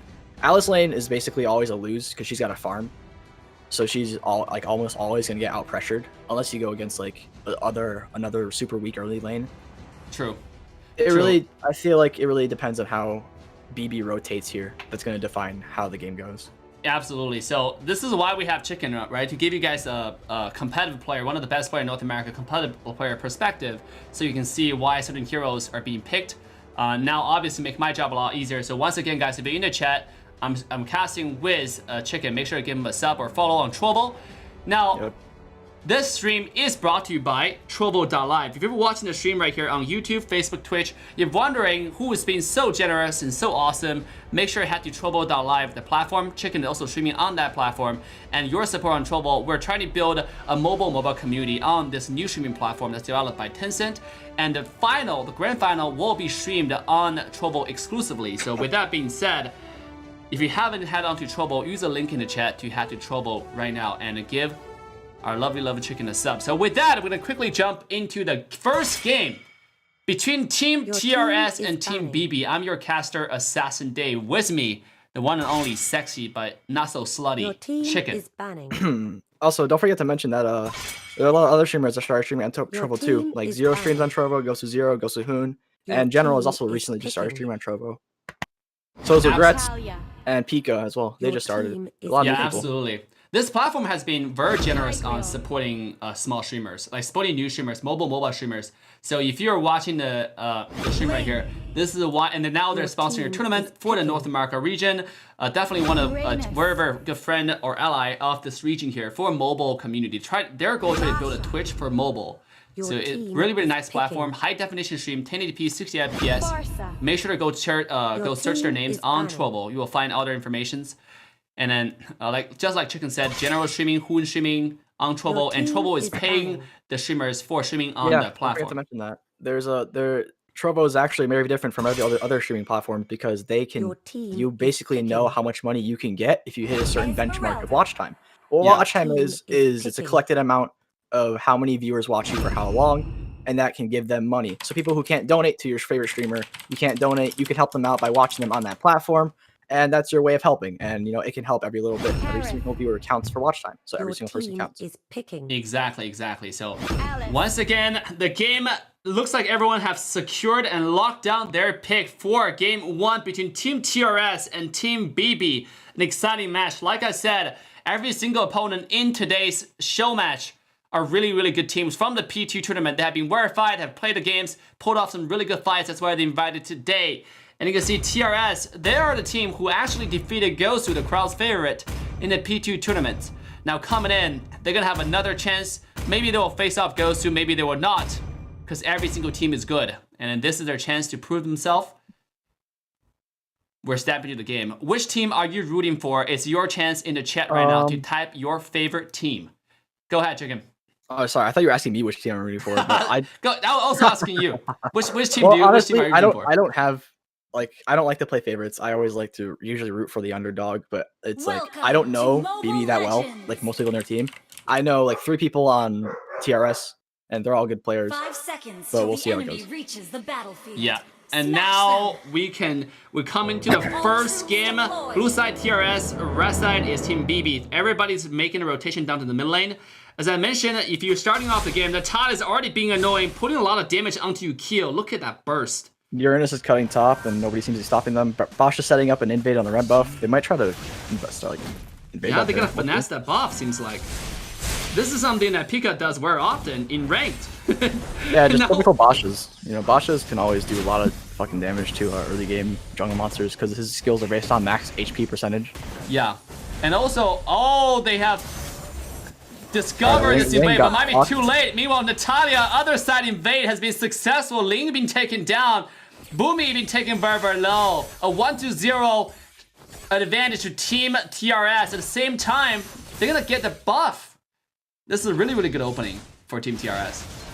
Esme seems like she's getting pushed out top here. She's getting zoned out really fucking hard by the Uranus. Tigreal's trying to get some vision mid, maybe go around and stop the Uranus, but the Esme has to recall, so he's kind of in a bad position here. I don't know what he's doing right now. He's getting kind of pinched, but I guess he's gonna dip. Yeah, absolutely. Basha, not Basha. Barats and Chloe, you know, trying to delay the blue buff. It got reset once again. Link's having a really hard time in his early game here. He probably, what's his gold at? Yeah, he's in the middle of his team as being the jungler. Right now, TRS has pretty dominating pressure.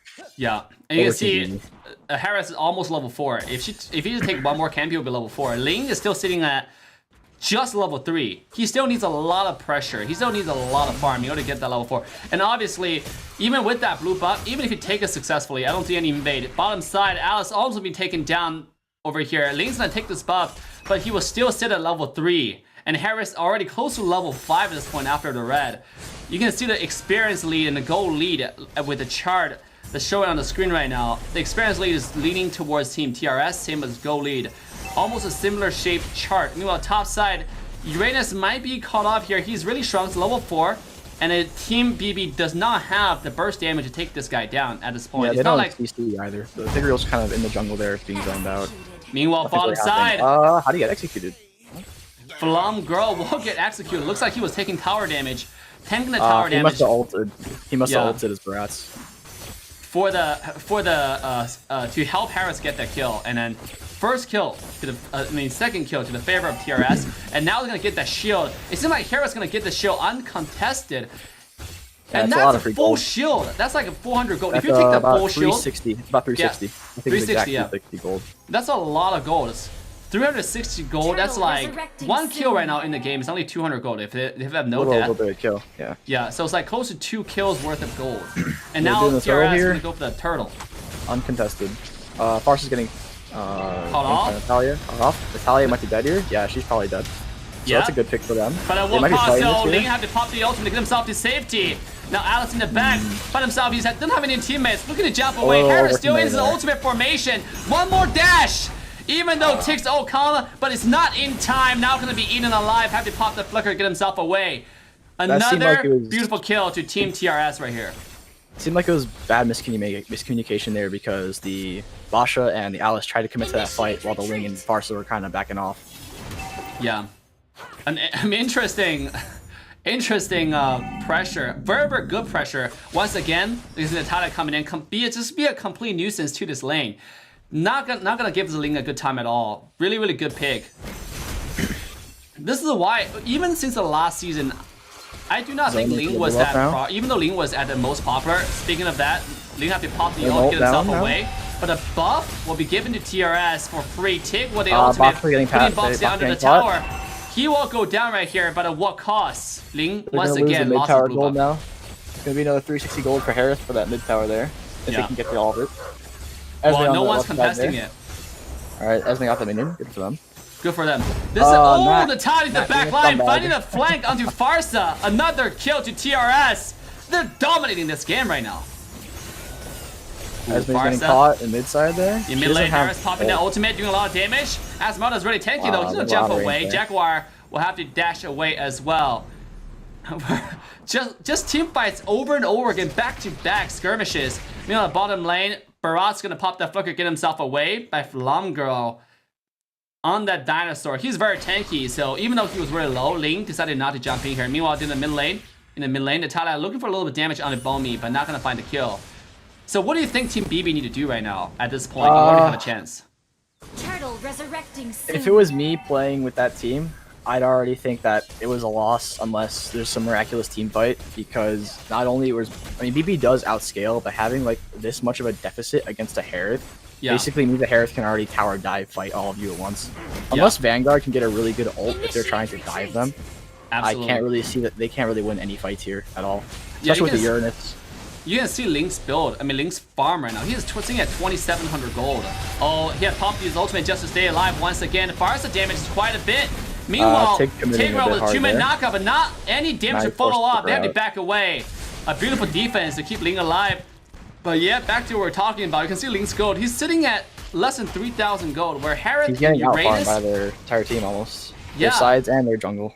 and almost like their supports, right? Natalia sitting at 26, you have Boxer sitting at 25. They're all sitting at more farm than Ling, close to more farm than Ling. Meanwhile, top lane skirmishes break down once again. And it seems like nothing's gonna happen. Just like you said though, Chicken, I think they do have the outskill potential. Even then, late game, I do not see them having the ability to kill this Harith. If Harith gets farmed, he's gonna be a 1 versus 5 machine.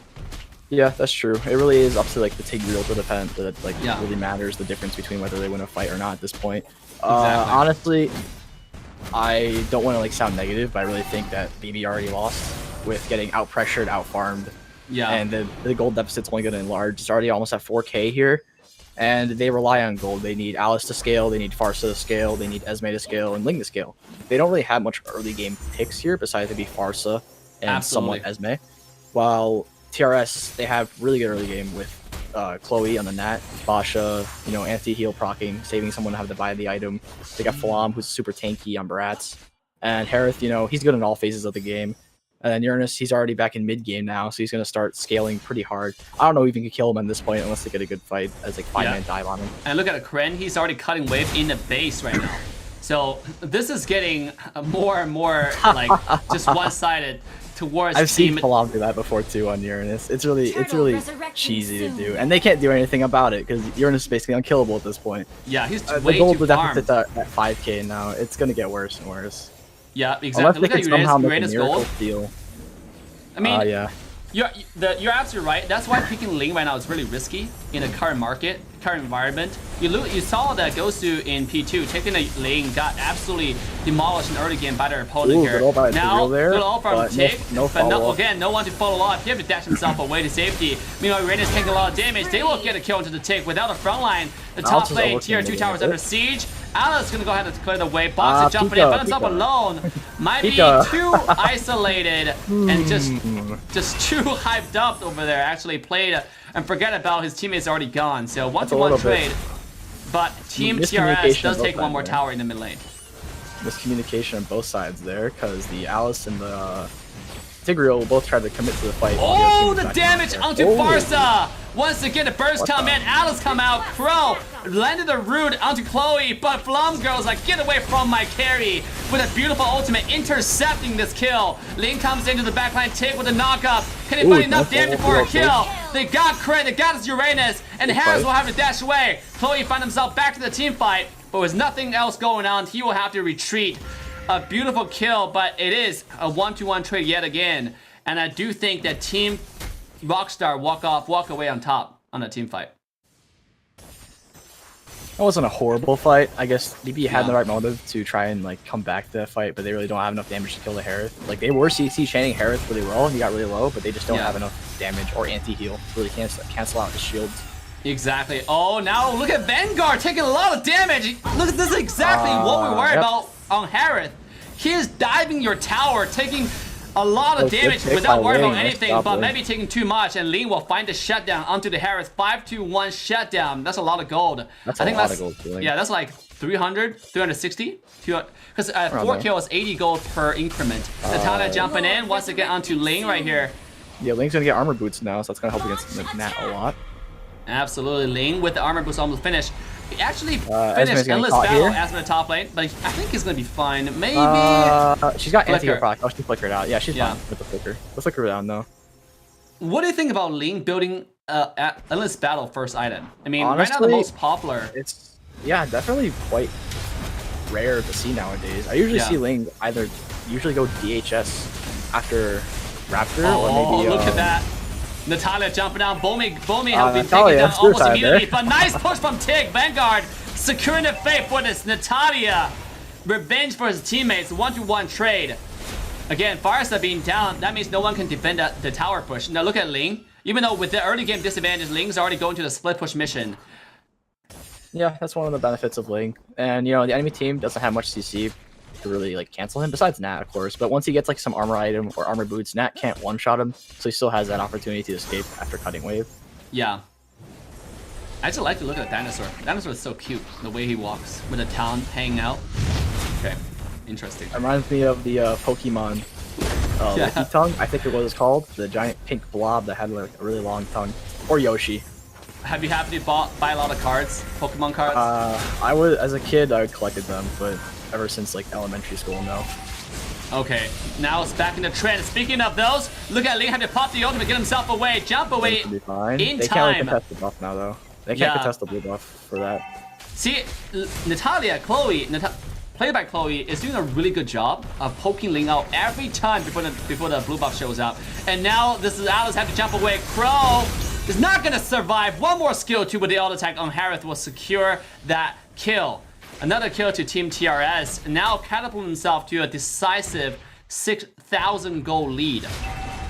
Destruction now over the map.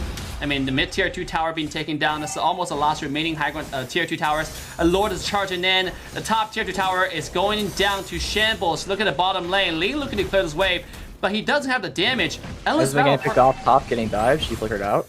All right. Just in time. Bottom lane though. Lord. Pika might be dead.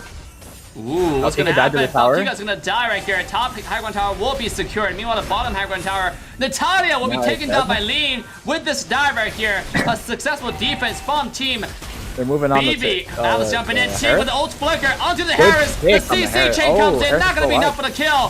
Barats with the ultimate onto this Crow. Not gonna find enough damage. Chloe jump to the backline. Harris. Barca will be taken down by the Barats. Alice will have to fly away. He cannot face a dinosaur. It's gonna be in time. The flicker comes out. It's still not gonna be enough. You kill. Will have to dash away. Alice, a little bit of HP, will fly away just in time. But bottom high ground tower will go down. A 1-to-1 trade overall across the map. But a high ground tower does go to Team TRS favor. Once again, Blumgirl with the ultimate. Just try to get himself away. Look how tanky this guy is. 1 versus 3. He's barely losing any HP. In fact, he's regenerating. What is going on with this person right now? Who is this dinosaur? Why is he not dying? Barca comes out. Finally sending this guy to the black and white screen. A 8,000 gold lead right now to Team TRS. They are playing around in their opponent's base at this point.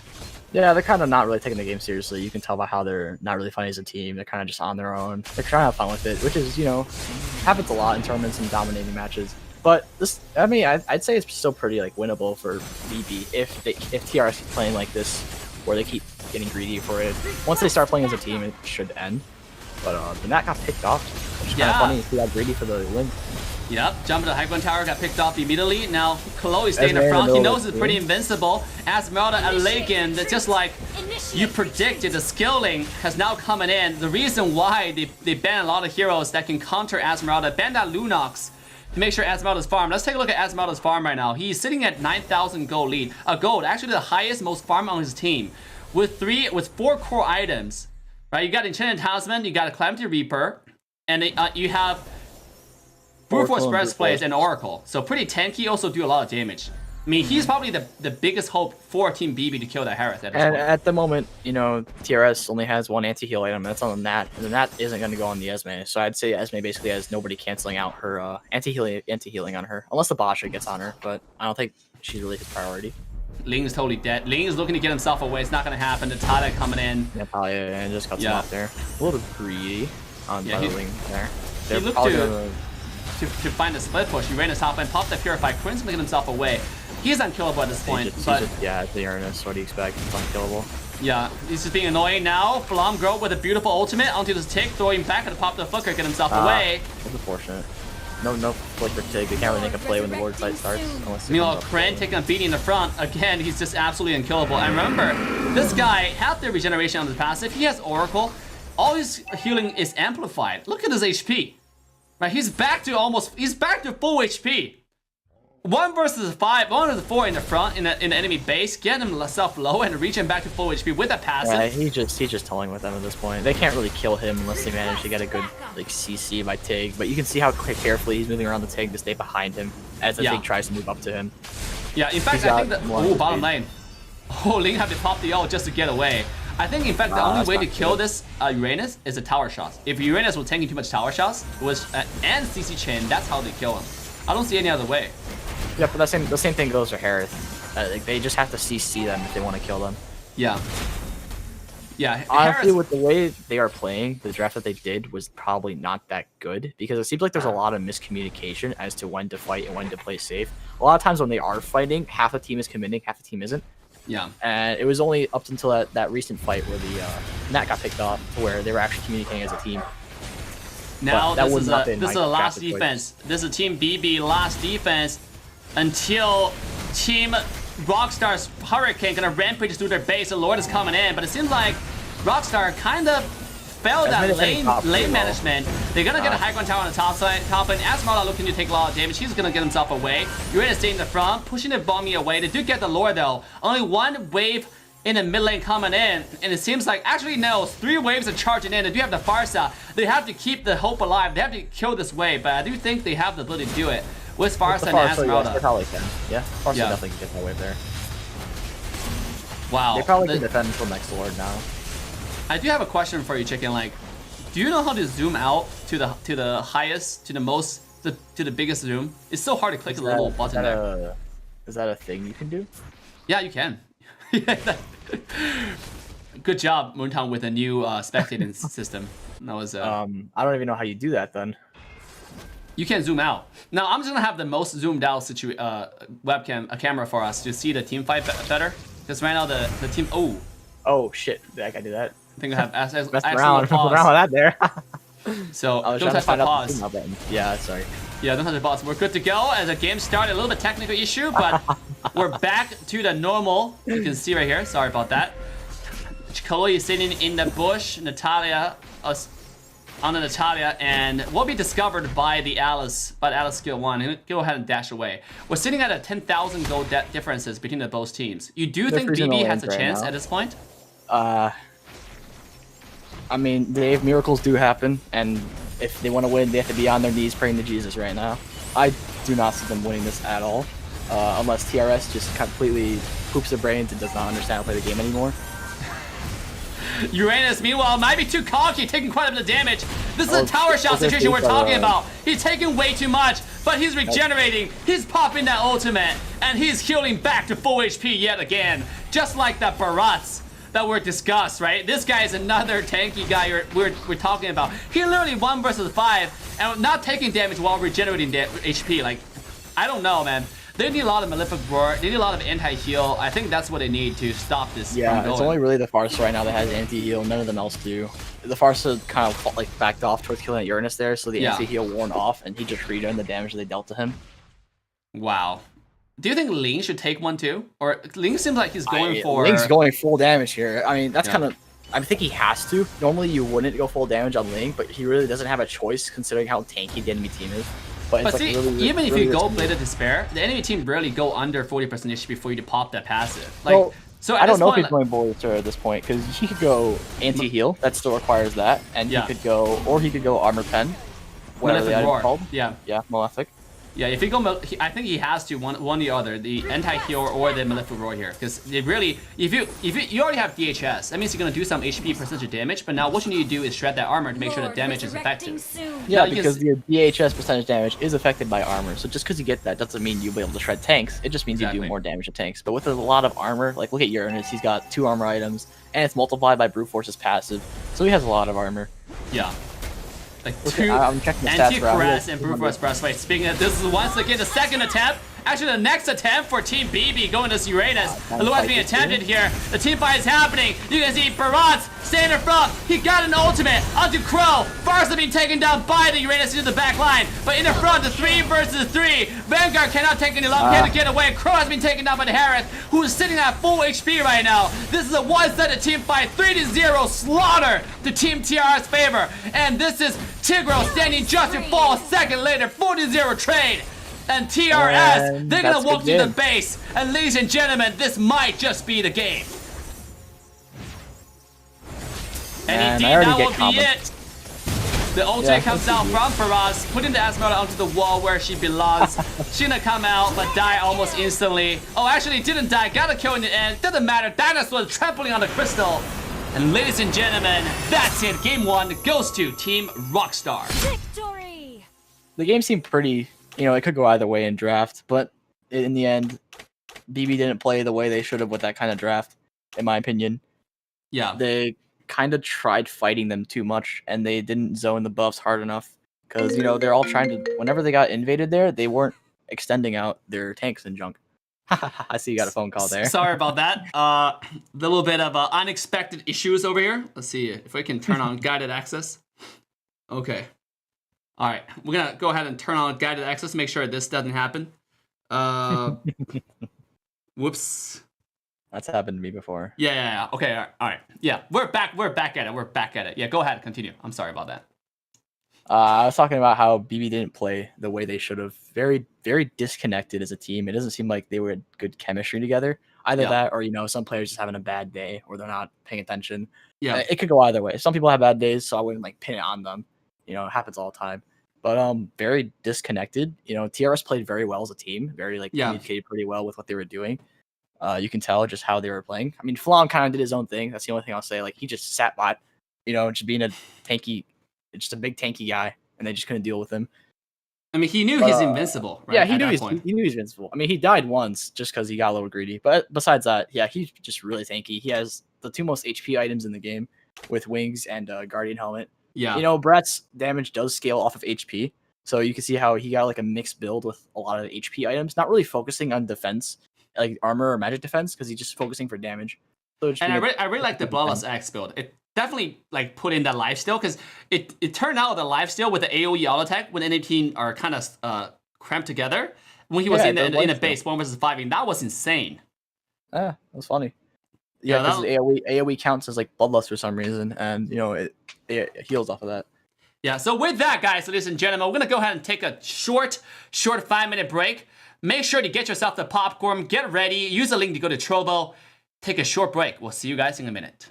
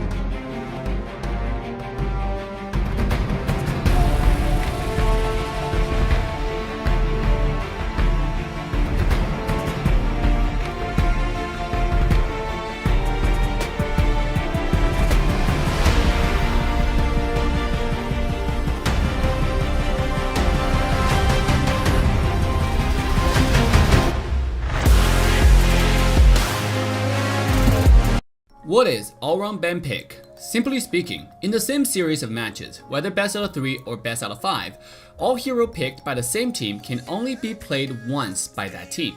For example, in a scenario of best out of 3 series with Team A and Team B. In Game 1, Team A selected Granger, 1-1, Clint, Mia, and Claude. In Game 2, all heroes that Team A used in Game 1, including Granger, 1-1, Clint, Mia, and Claude, will be automatically banned, meaning they cannot be picked anymore, and Team B doesn't have to ban them again. Team A proceeds to pick Nana, Valier, Lolita, Carmela, Rafaela for Game 2. When we come to Game 3, all heroes team used in previous matches, including Granger, 1-1, Clint, Mia, Claude, Nana, Valier, Lolita, Carmela, Rafaela, will then be automatically banned, and Team B doesn't have to ban them again. Same ban pick rules applies to Team B as well. Why all-round ban pick? In MOBA, where we see a limited depth of laning phase, hero microcontrol, it is very important to design a tournament putting consideration of diversity first. More heroes, meta or non-meta, should have the chance to stage themselves in order to create a more intense and competitive gaming environment. All-around ban pick encourage players to diversify their hero pool, teams to diversify their strategy, and come up with more combos. All-round ban pick also provides viewers the brand new exciting tournament viewing experience. Every game is fresh and every game is a surprise.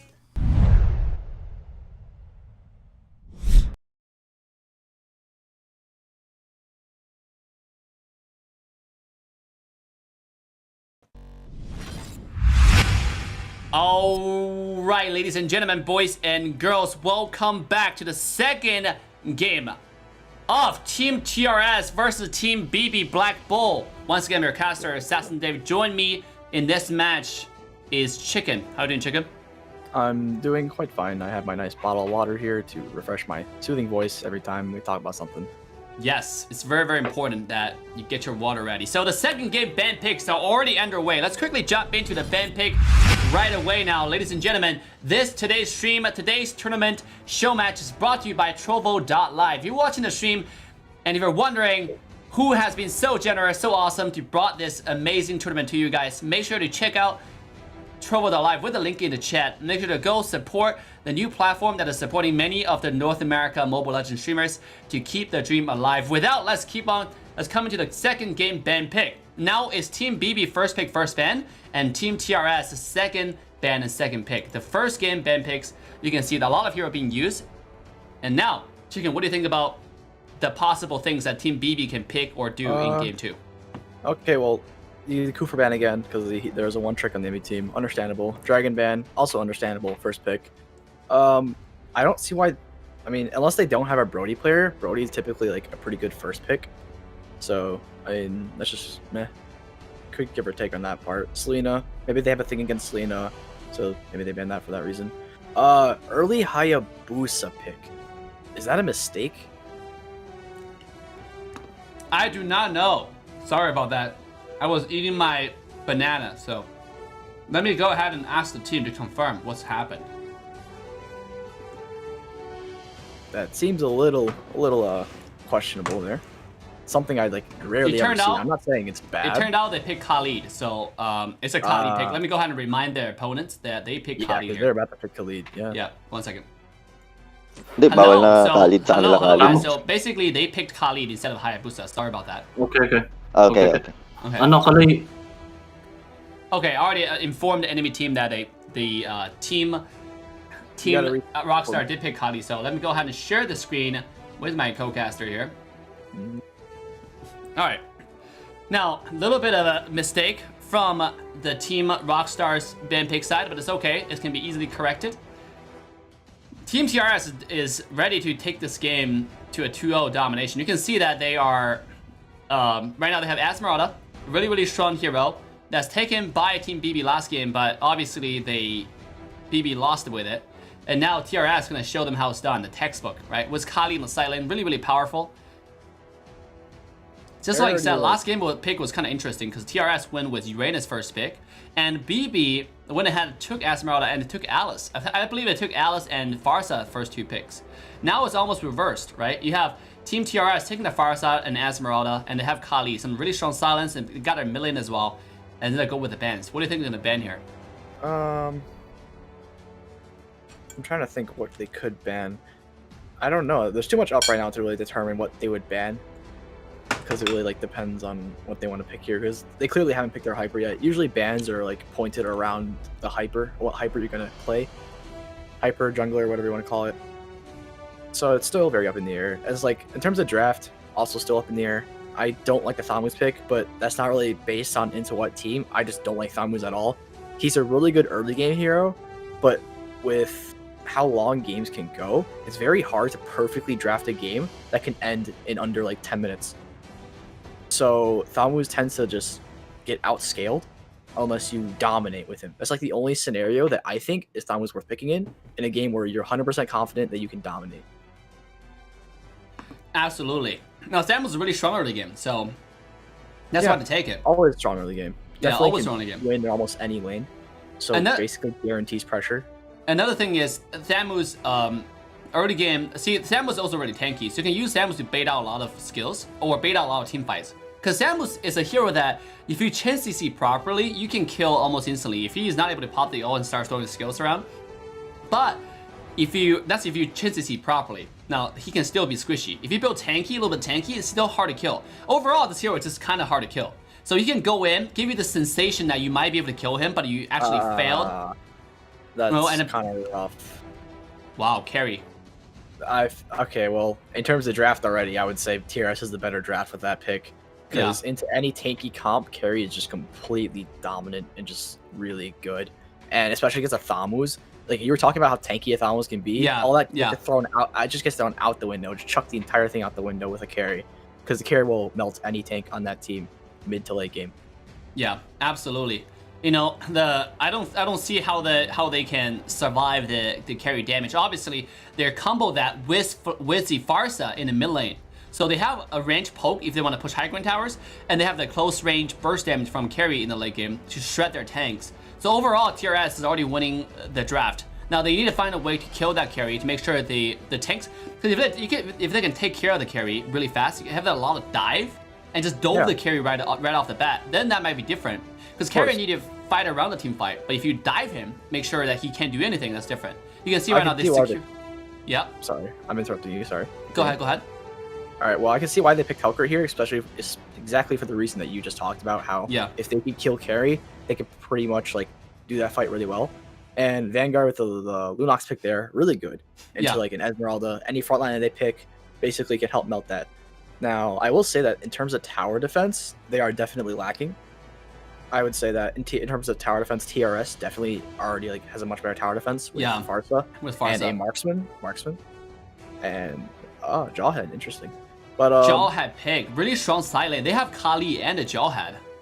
They could be Jawhead tank. Jawhead tank probably. Oh, true. I don't think Jawhead's side is meta really right now. Yeah. So they'll probably have Khalid and Esme side. In terms of matchups, Khalid can beat Thamuz if they both go fighter emblem. Yeah. Khalid can outpressure Uranus for sure. If the Uranus can kite him out, he can kind of outpressure him. Esme cannot win against Thamuz. Esme can definitely go even with a Uranus. So it's kind of like there's no dominant match. It really depends on the matchup between side lanes here. I wouldn't say one is better than the other, because Esme and Uranus technically like, kind of like function the same in terms of trying to invade and junk, except that Uranus has a better late game and Esme has a better mid game. Yeah. Now, I do... Jawhead as a tank hero is pretty popular right now, but I do think they had a lot of choices available. You know, like they do had... What do you think about Grok? Why is Grok all of a sudden falling out of favor for a lot of teams? He doesn't provide... I mean, well, okay, first off, the nerf that they did was completely stupid. They nerfed his move speed, which was the whole point of going Grok because of how fast he was. So now he can get like slowed and just screwed over really easily now. And honestly, he was better before this update. I don't know why they ruined him. Maybe before this update, he could have been played, but he's like super slow now. So like with Lunox using Dark Ult and Hermer slowing him, she could probably kill him on her own. True. Lunox is a tank shredder. So usually when any team have a lot of tanks, if you go Lunox and carry, their tank just don't survive. They just die in seconds. And this is exactly what they're doing here. Carry and Farsa, long range poke. Now, remember, just as we discussed, BB does have the Helker. It all depends on whether Helker can assassinate backline like right, correctly. If BB find that correct assassinations, and then Lunox can shred the Esmeralda, right? And can shred I think Khalid as well. All the frontline Lunox can shred. Lunox doesn't really matter. As long as she gets a little bit of lead, she can kill anybody of her choice. Yeah, even if she doesn't have that much of a lead, her base stats are pretty good for melting tanks. You know, she just has always magic resist with her passive. It gives her magic pen. Sorry, I said resist. Resist is for light form, pen for dark form. Yeah. The draft's interesting for sure, both ways. Also, to clarify for the chat, it's not Hayabusa. They messed it up, and it's a Khalid. Yeah. I saw some people there. Yeah, it's a Khalid instead of Haya. So we're gonna correct that for the next. If the game lasts to game 3, but right now we have. Yeah, right now I'm gonna go ahead and show you guys the Ben pick on the wall right here. You can see it's instead of Hayabusa, it's a Khalid. And we're gonna quickly jump into game 2 between TRS and Team BB, Black Bull versus Team Rockstar, whereas currently Team TRS taking a 1-point lead. So this is their match point. If they win again, BB will be sent to the loser bracket against Team Simp in tomorrow's match, where Team TRS will go against GOSU in the next round. I'm sorry, the next round is how soon? It's after this game. After this game, correct. Yeah. So now, game 3, blue side Team BB, red side Team TRS. I'm your caster, AssassinDave. With me, the one and only sexy but not so slutty Chicken. Ladies and gentlemen, if you're watching the stream here, you haven't liked, subscribed, and turned the bell on, this is your chance to join the coolest, greatest, the baddest family on planet NL. At the same time, make sure to go follow us on Trovo. Support all the streamers, including Chicken, Hoon, all the players who are joining this tournament. They're all streaming on Trovo, not right now, but as a platform who is heavily supporting all of us small streamers as well. So make sure to go support the Trovo as a platform who is sponsoring today's tournament. Your team is picking. Both sides are quickly picking their heroes. I mean, follow notification there. Whose draft are you rooting for? Chicken. Well, people always do their own kind of drafts for their own kind of situation. You know, it can go. It really just depends on how the team plays with their draft that really define how useful their draft can be.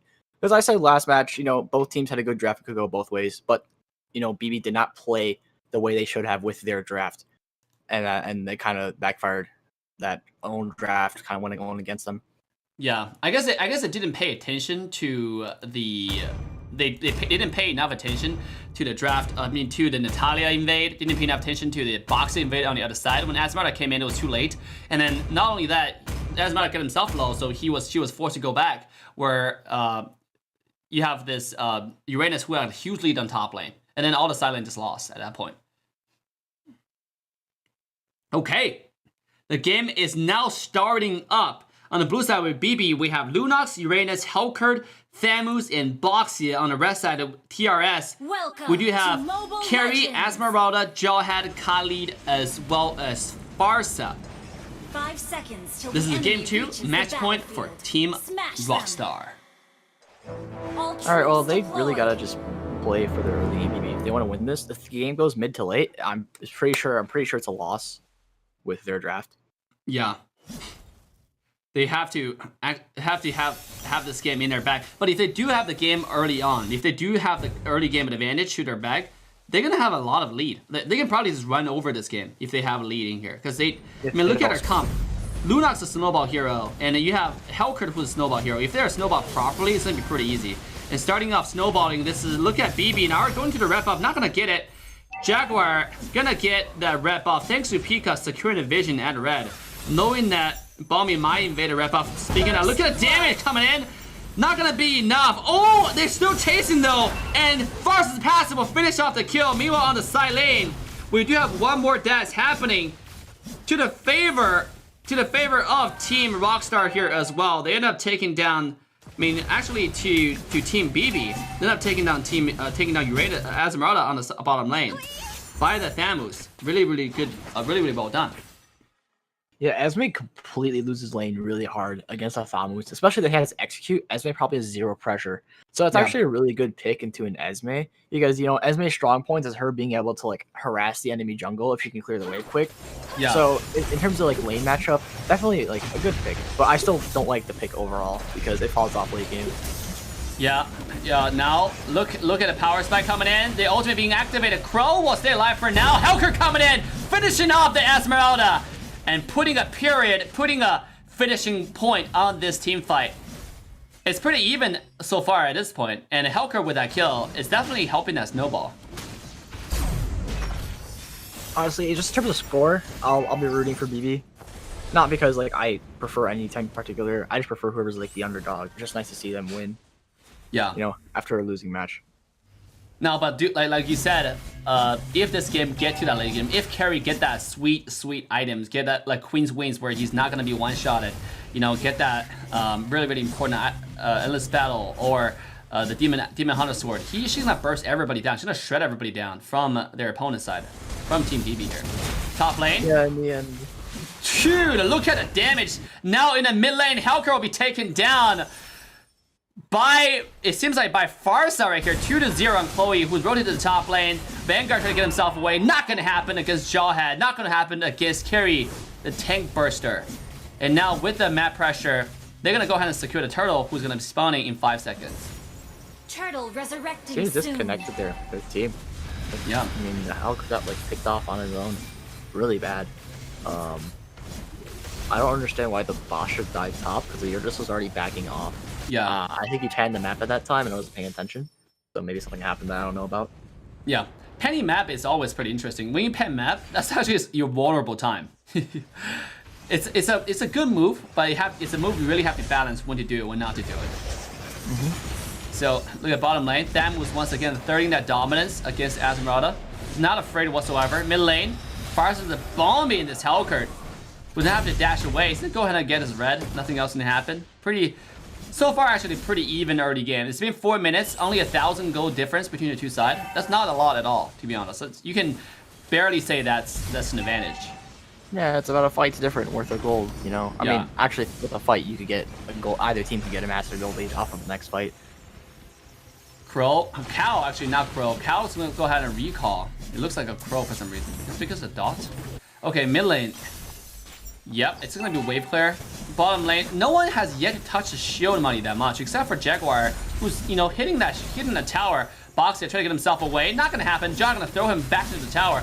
But Boxer's pretty tanky though. It's gonna be tanky in front of a carry. Not gonna happen. One more skill too. We'll make sure this guy go to the black and white screen. Amazing finish. Putting Team TRS now at a 1,400 gold advantage. Honestly, Damn.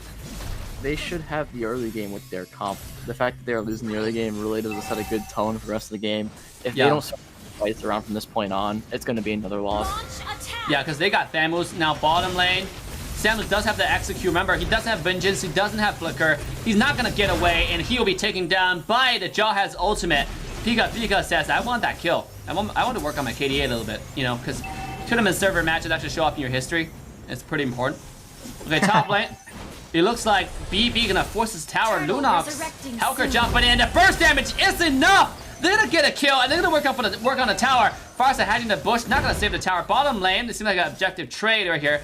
Carry gonna take the tower on the bottom side, and they're now clearing the wave and making a move into the jungle to look for what else they can find through Team BB's resources. Get a little bit of camp here, rotate to the mid lane.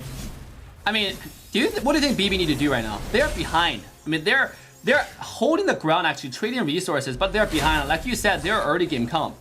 If they're snowball comp, actually, not necessarily early game, like to be exact, but snowball. They have to snowball really hard. And right now we see the opposite of it, right? They are not snowballing, and TRS is actually in the lead. You mentioned earlier how they didn't have any tower gold, and that's like exactly like what's going on. They're playing too passive with the comp that they have. They're not trying to commit to any lane. They're seeing if they could get picks, but then they'll play very safe after they get those picks. They're not pushing for anything besides that, like objectives or I think they do have gotten turtles. That's because TRS is playing smart. They're playing passive against an early game comp. And True. and TRS is playing passive, right? So you should be playing aggressive. Both teams playing passive is not going to go well when they outscale. Exactly, and then BB now, they know that the frontline team fight, they're kind of scared of that carry, but they decided to go ahead and trade resources to win the bottom lane. Once again, just a parallel movements, right? One side is taking both sides are taking their top lane turrets, and after that, you know, team BB did have a little bit of advantage with the kill on top of it. They end up getting Flomgirl on the bottom lane, so continue to shrink that gold difference. In fact, they completely evened up the gold. They were 1.5k gold behind. Now they're completely even. Lunox looking for a lot of damage into the carry. Jaw has the ultimate. Well, not going to be successful. Asmara jumping in. Farsa putting a lot of burst onto this Lunox, who will be taken down, demolished in an instant. Jaw looking for more damage. Not going to happen. And both are going to back away. But with Lunox taken down, it seems like Team TRS going to go ahead and rotate the bottom lane, secure this side of the map, and maybe make a move to Turtle. Bottom lane. Thamus once again without a vengeance. Taking execute against Esmeralda early game might be a good strategy. But then once the team fight happens, he's really not that tanky, as we said. He needed to activate that ult and start throwing that lifesteal, throwing the skills, throwing the auto attacks. Otherwise, he's not going to heal up at all. And he's being, like, honestly completely unaware. He's not playing safe when the teams are missing. I'm not sure if it's because I heard about during P2 that there are like some teams that just stay completely muted or they aren't talking at all. Yeah. Like TRS, for example, they told me that against BTK in the finals, they were all just muted for some reason and they couldn't communicate. So I feel like maybe some people are muted or the guy's not paying attention. That's the reason why he's getting picked off so much. Because execute Thamus does work pretty well, but you have to be really aware of the map since you don't have mobility with the fighter emblem and you only have one little hop. Yeah, you have to know when they're coming. You have to anticipate and then dominate, right? But anticipation was not there. Now speaking of that, bottom lane. Oh, by the way, Uranus has died to Tower 2, a high ground medium wave siege. He went to the medium wave siege. Now bottom lane, Quincy's in a lot of trouble here. Gonna get bursted down by this Boxia, as well as Uranus, as well as the Thamus right here. A lot of anti-heal, a lot of burst damage from the Thamus coming in. Meanwhile, the mid lane carry is a find a kill onto the Lunox with the help of Joe. Had a killing spree on Pika. And Vanguard will have to fly away, actually roll away on that wheel, leaving nothing behind except for some wheel tracks. He's taking a lot of damage, though. One more Farsa's ultimate will take the kill. Carry might be taking a lot of damage from this Hellcurt. Is gonna be enough! Yes, it is! But Farsa says, so will you. You will go down as well. A 1-to-1 trade in that skirmish. Wow, that was close. Hellcurt could have walked away. Their team can fight without the Hellcurt is the thing. You know, they have plenty of damage from Lunox. Uranus can do damage over time. You know, Thamus is probably more damage oriented.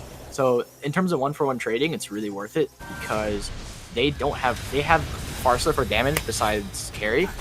But Lunox can screw. Boxia got thrown under the tower by Jawhead right here, and sure enough, another kill falls.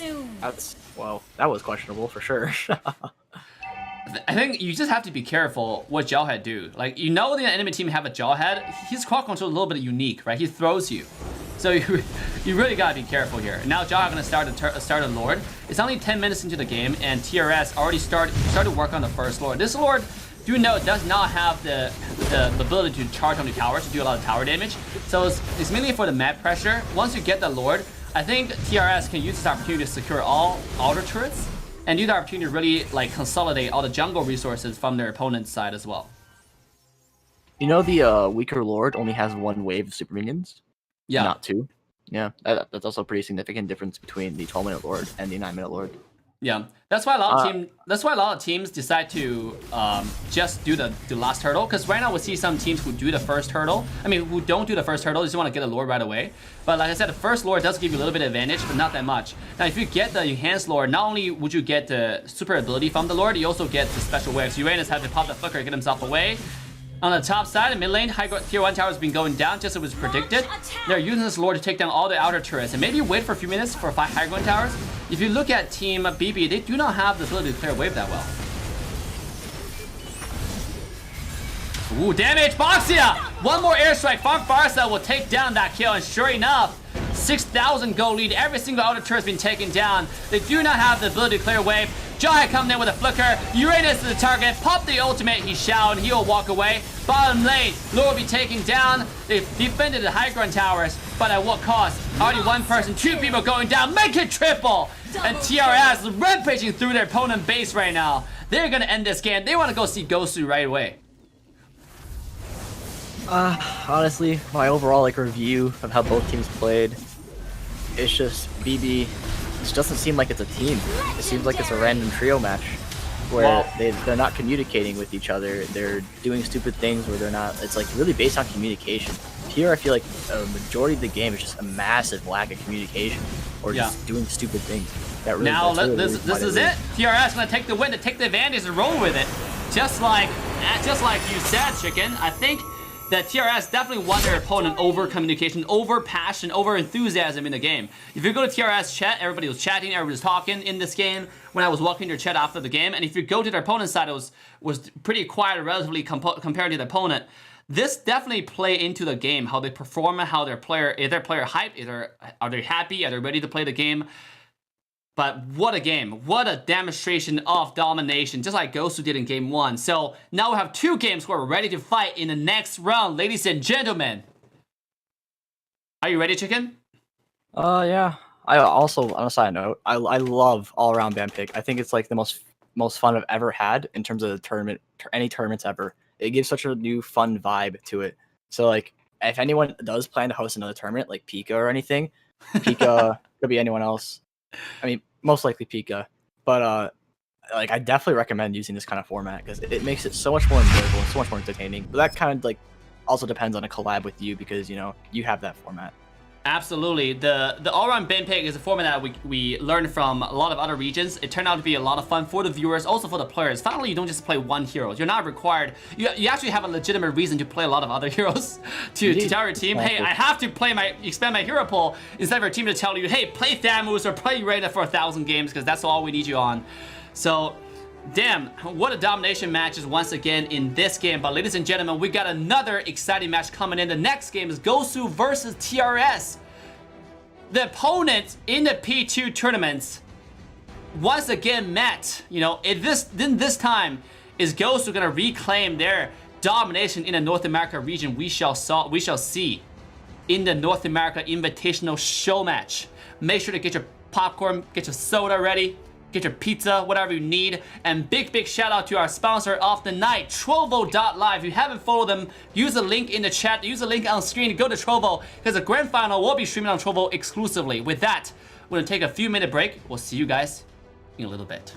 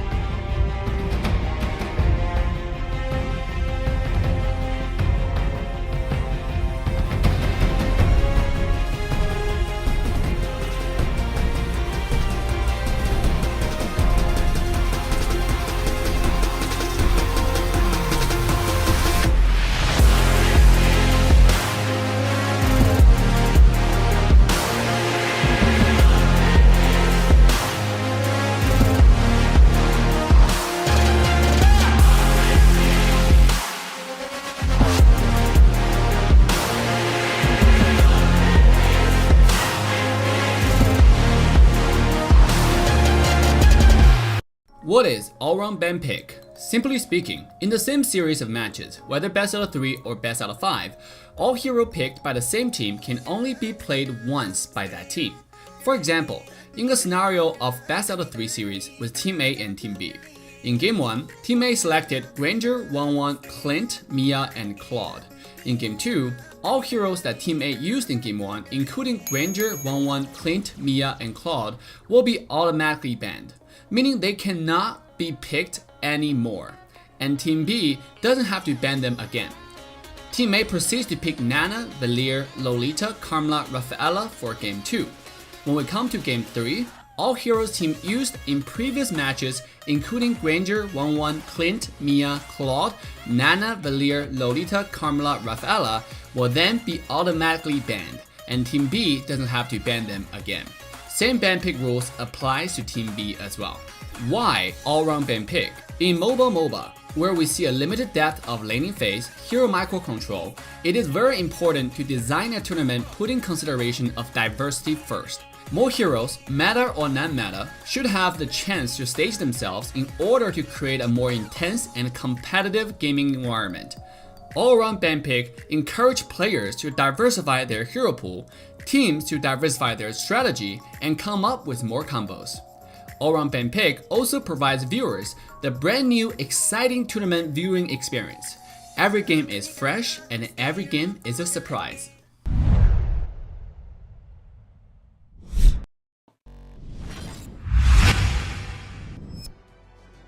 Alright, ladies and gentlemen, boys and girls, welcome back to the most anticipated, the most desired match of the evening, of the night. GOSU take on Team Rockstar yet again. The old opponents from P2 Pika tournaments have now finally met again in the North American Invitation Showmatch. Very exciting matches in the all-round ban pick format. You know, on the blue side we got Team GOSU, on the red side we got Team TRS. The first ban pick is already underway, but before that, let's take a look at the current standing of the game. You can see that Team GOSU is already in the semifinal winner bracket against Team TRS, where Team Simp and Team BB, they're not eliminated yet. They're gonna go ahead and go against each other tomorrow in the loser bracket elimination. So with that, we're gonna quickly jump into the ban pick of the first game between Team GOSU and TRS. I'm your caster, AssassinDave. If you have not like, subscribe, and turn the bell on to all notification bells. This is your chance to join the coolest, greatest, baddest stream on planet ML, brought to you by AssassinDave. Today's stream is brought to you by Trovo.live. Trovo.live is an interactive streaming platform, and then now they're sponsoring North America Invitation Showmatch with all the beautiful matches you're watching here. So let's go ahead and, oh, sorry about that. Gonna quickly show the ban pick page, as we're gonna go ahead and change the title for the stream. Sorry, I was eating a little bit of dinner. I was totally starving here. Being the director, the caster, the host. Hashtag Feed Dave. The Feed Dave movement will continue here. Look at the ban pick here. You have Uranus, Brody being banned away from GOSU, and you got Natalia, you got Yujong being banned away by TRS. Meanwhile, we got Baraz, Kali in the first game, and Esmeralda first pick by TRS. Remember, TRS in this game, in the first game, do have the first pick, first ban, where their opponent have the second pick, second ban here. That's why. So let me go ahead and try to change the title from over here. Let's see what Team TRS decided to go. Remember, Team TRS actually defeated GOSU in the last Pika tournament. So this is the time, it's redemption for GOSU. Also, it's TRS opportunity to prove himself to be at a dominating spot in the North America region. You know, eventually maybe even on a bigger stage, but right now, let's focus on North America region. Kufra as well as Lilia, the anti-invade. Knowing that Team GOSU have taken a lot of early game heroes, so TRS decided to go ahead and pick some really early game heroes as well. You know, at Lilia, once you get Lilia, you're gonna secure early game really, really easily. Like this one hero can take care of your entire team. She take on the responsibility of carrying the entire early game for everybody. Not just one person, not just like, you know, maybe 2 to 3 people. He carried the whole team early game. With Lilia on your side, you cannot invade. You just cannot invade, right? I'm sorry, the enemy cannot invade you. It's protected, it's guaranteed. That's how powerful this hero is. And yes. Second round of ban pick has started. Natalia being taken away from Team TRS. They might try to go with Assassin Jungle here. Because if you have Natalia being banned, now you have early game mid Lilia who can protect the invade. Team TRS might even go Ling. You know, they might even go something that's hyper carrying right now. You know, even Lancelot, something like that, right? The snowball. Lancelot is not really late game. Lancelot level 4 damage is insane. Lancelot is more of a snowball type of hero who also have really good scaling. Oh, he picks Selena instead of... Basically, I got notified that they picked Selena instead of Lilia. So... Of... Lilia. And you... Alright. Let me inform GOSU at the same time. I just got notified that that was a Lilia. I mean, that was Selena. Even Selena is a really good pick, you know? Selena is also a really, really good pick. Yeah. They said they have a tiny bug over there. That's quite unfortunate. But I think their opponent knows this. GOSU should already be informed of the situation. And the viewers are obviously informed of the situation. Let me just go ahead and tell GOSU right off the bat. If they hey don't guys, pick one second. I think they picked Lilia. They picked Selena over Lilia. Okay, instead of Lilia. Selena over Lilia. Okay. Yeah. So it's a little late to tell So us. no, that was a bug. That's not a. That's not a Lilia. No problem. It's a little late to tell us. So we good? Do you guys want to continue the draft or restart? No, just go for it. It's fine. Okay. All right. I just confirmed with GOSU that they want to continue the draft. So, you know, now we're good to go. Ling being banned away. There's no Natalia on the map. So if they don't pick it, if TRS, look at TRS might just go a marksman carry. Now what kind of marksmen are available right now? You know, you still have Yi Sun-shin, you still have Roger, who are all available, but if you're gonna pick Yi Sun-shin and Roger, you're really looking to end the game really quickly. You know, those are all early game choices. Plus your Malay is early game choices. Only hero that can carry the game is probably Esmeralda. Now obviously Esmeralda is a silentlaner who can be easily kited, and Team GOSU has already taken the Alice, who can do something about it as well. So both sides have interesting picks right now. So you cannot really predict exactly what they're going for. But GOSU decided to pick a Kagura. They really need some physical damage. They're taking a lot of magic damage with Alice. Are they gonna take Lunox to go against Esmeralda? It's also a possibility. Lunox is also really, really good against Kufra. Instead, they decided to take the Kagura. Kagura is really good at bursting Lilia, or at least baiting out the ultimate. TRS, they're flexing the Benedetta pick. Is that gonna be a lock? That's the question that you should really think of, right? Because locking and showing is different. You might show the hero to flex on your opponents, to let them see, oh, this guy might be ping Benedetta. We gotta do this and do that to prevent this guy from scaling, to prevent this guy from snowballing. But in the end, you switch to something like Layla. Boom. All the dreams, all the goals, flush down the drain. Go to the toilet.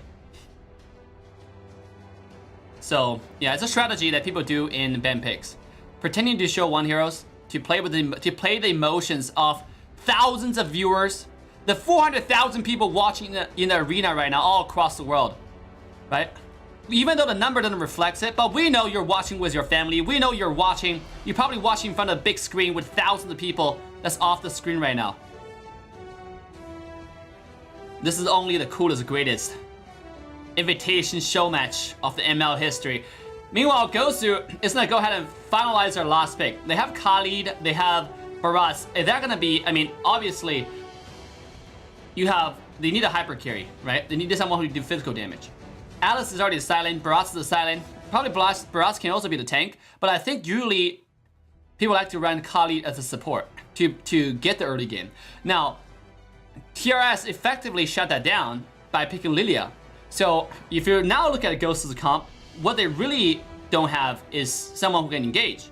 They don't have any CC to start off team fights. They don't have big team fights. They have small team fight skirmishes, you know, because they have Kagura CC, they have Khalid who stay in their front line, and they have Essentially who do a lot of bursts to single targets. Right, where at TRS, they got Kufra, they got big team fight, they got Roger. They're going for those big wombo combo potentials. And we know this is a team that's capable of doing that. We saw that in the last game when they went against BP, right? Now, coming in against GOSU, they're pulling in everything they got. Jaguar, Pika, Chloe, Kryn, Flamgo. I know Pika is additional member that he had, right? Obviously, that in the tournament they played in P2, Pika was a caster. So now, coming in, we're gonna have a different kind of feel over here. And ladies and gentlemen, you're now watching a North America Invitational Tournament. Invitational Showmatch. Brought to you by Trovo.live. If you're watching and you haven't go to Trovo.live yet, make sure you use the link in the chat to give Trovo.live a big shout out. They're sponsoring today's tournament. They're heavily supporting North American streamers and streamers all across the world, and mobile game streamers, the streamers that you like to watch.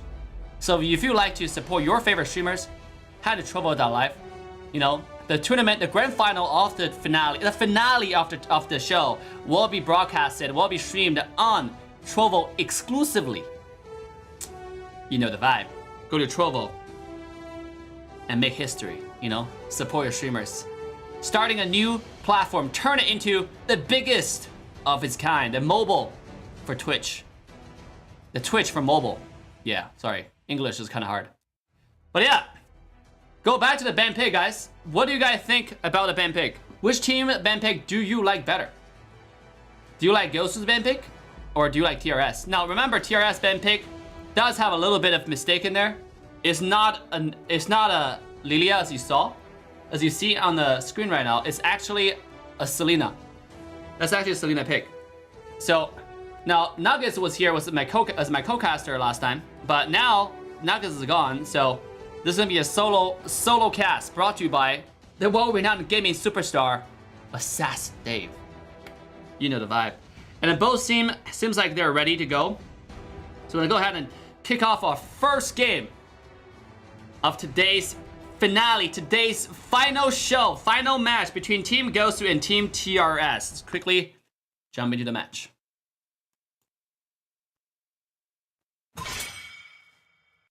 Your team is banning. Interesting draft on both sides.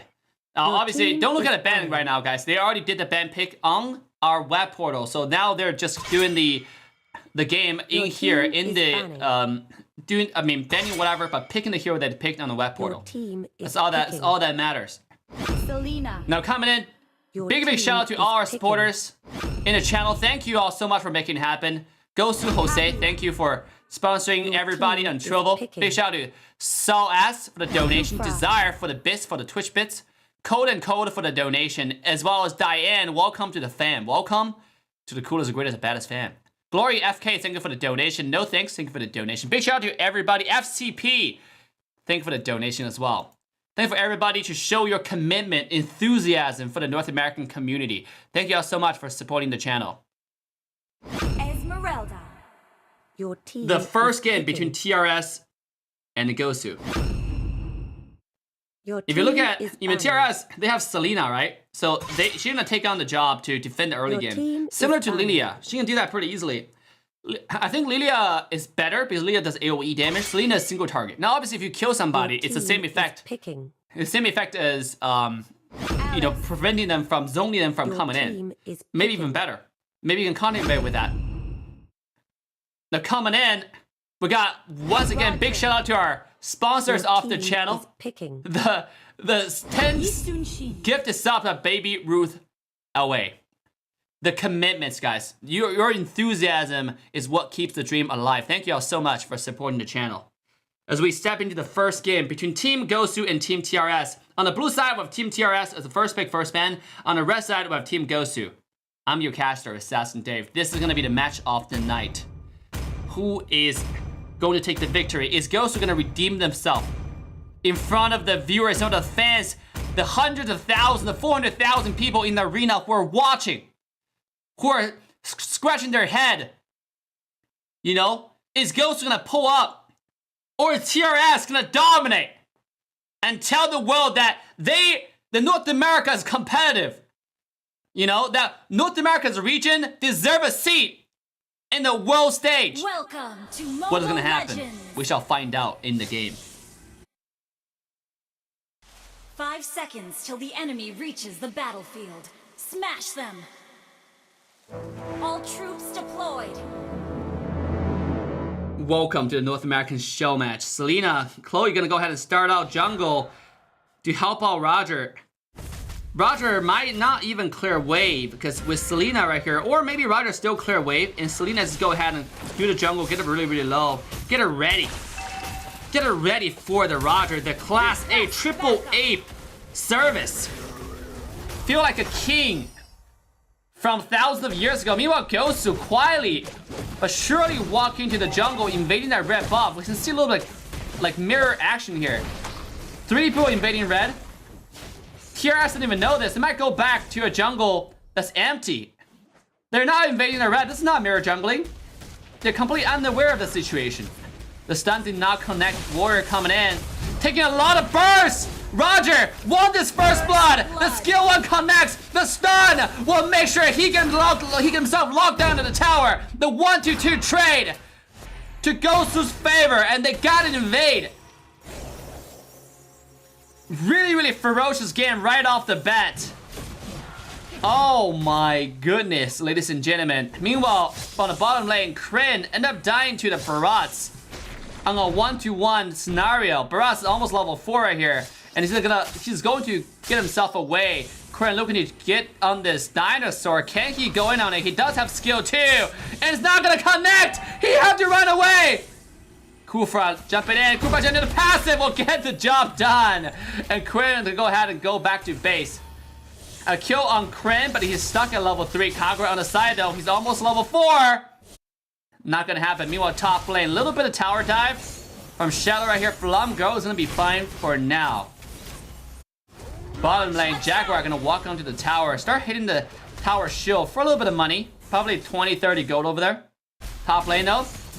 Esmeralda, 1 versus 2. One more auto attack will get the kill. Unfortunately, Esmeralda is a little bit too tanky. Walk away with Slipper of House. Top lane, Kufra's coming in, jumping onto the GOSU Huan on that Eastern Shin.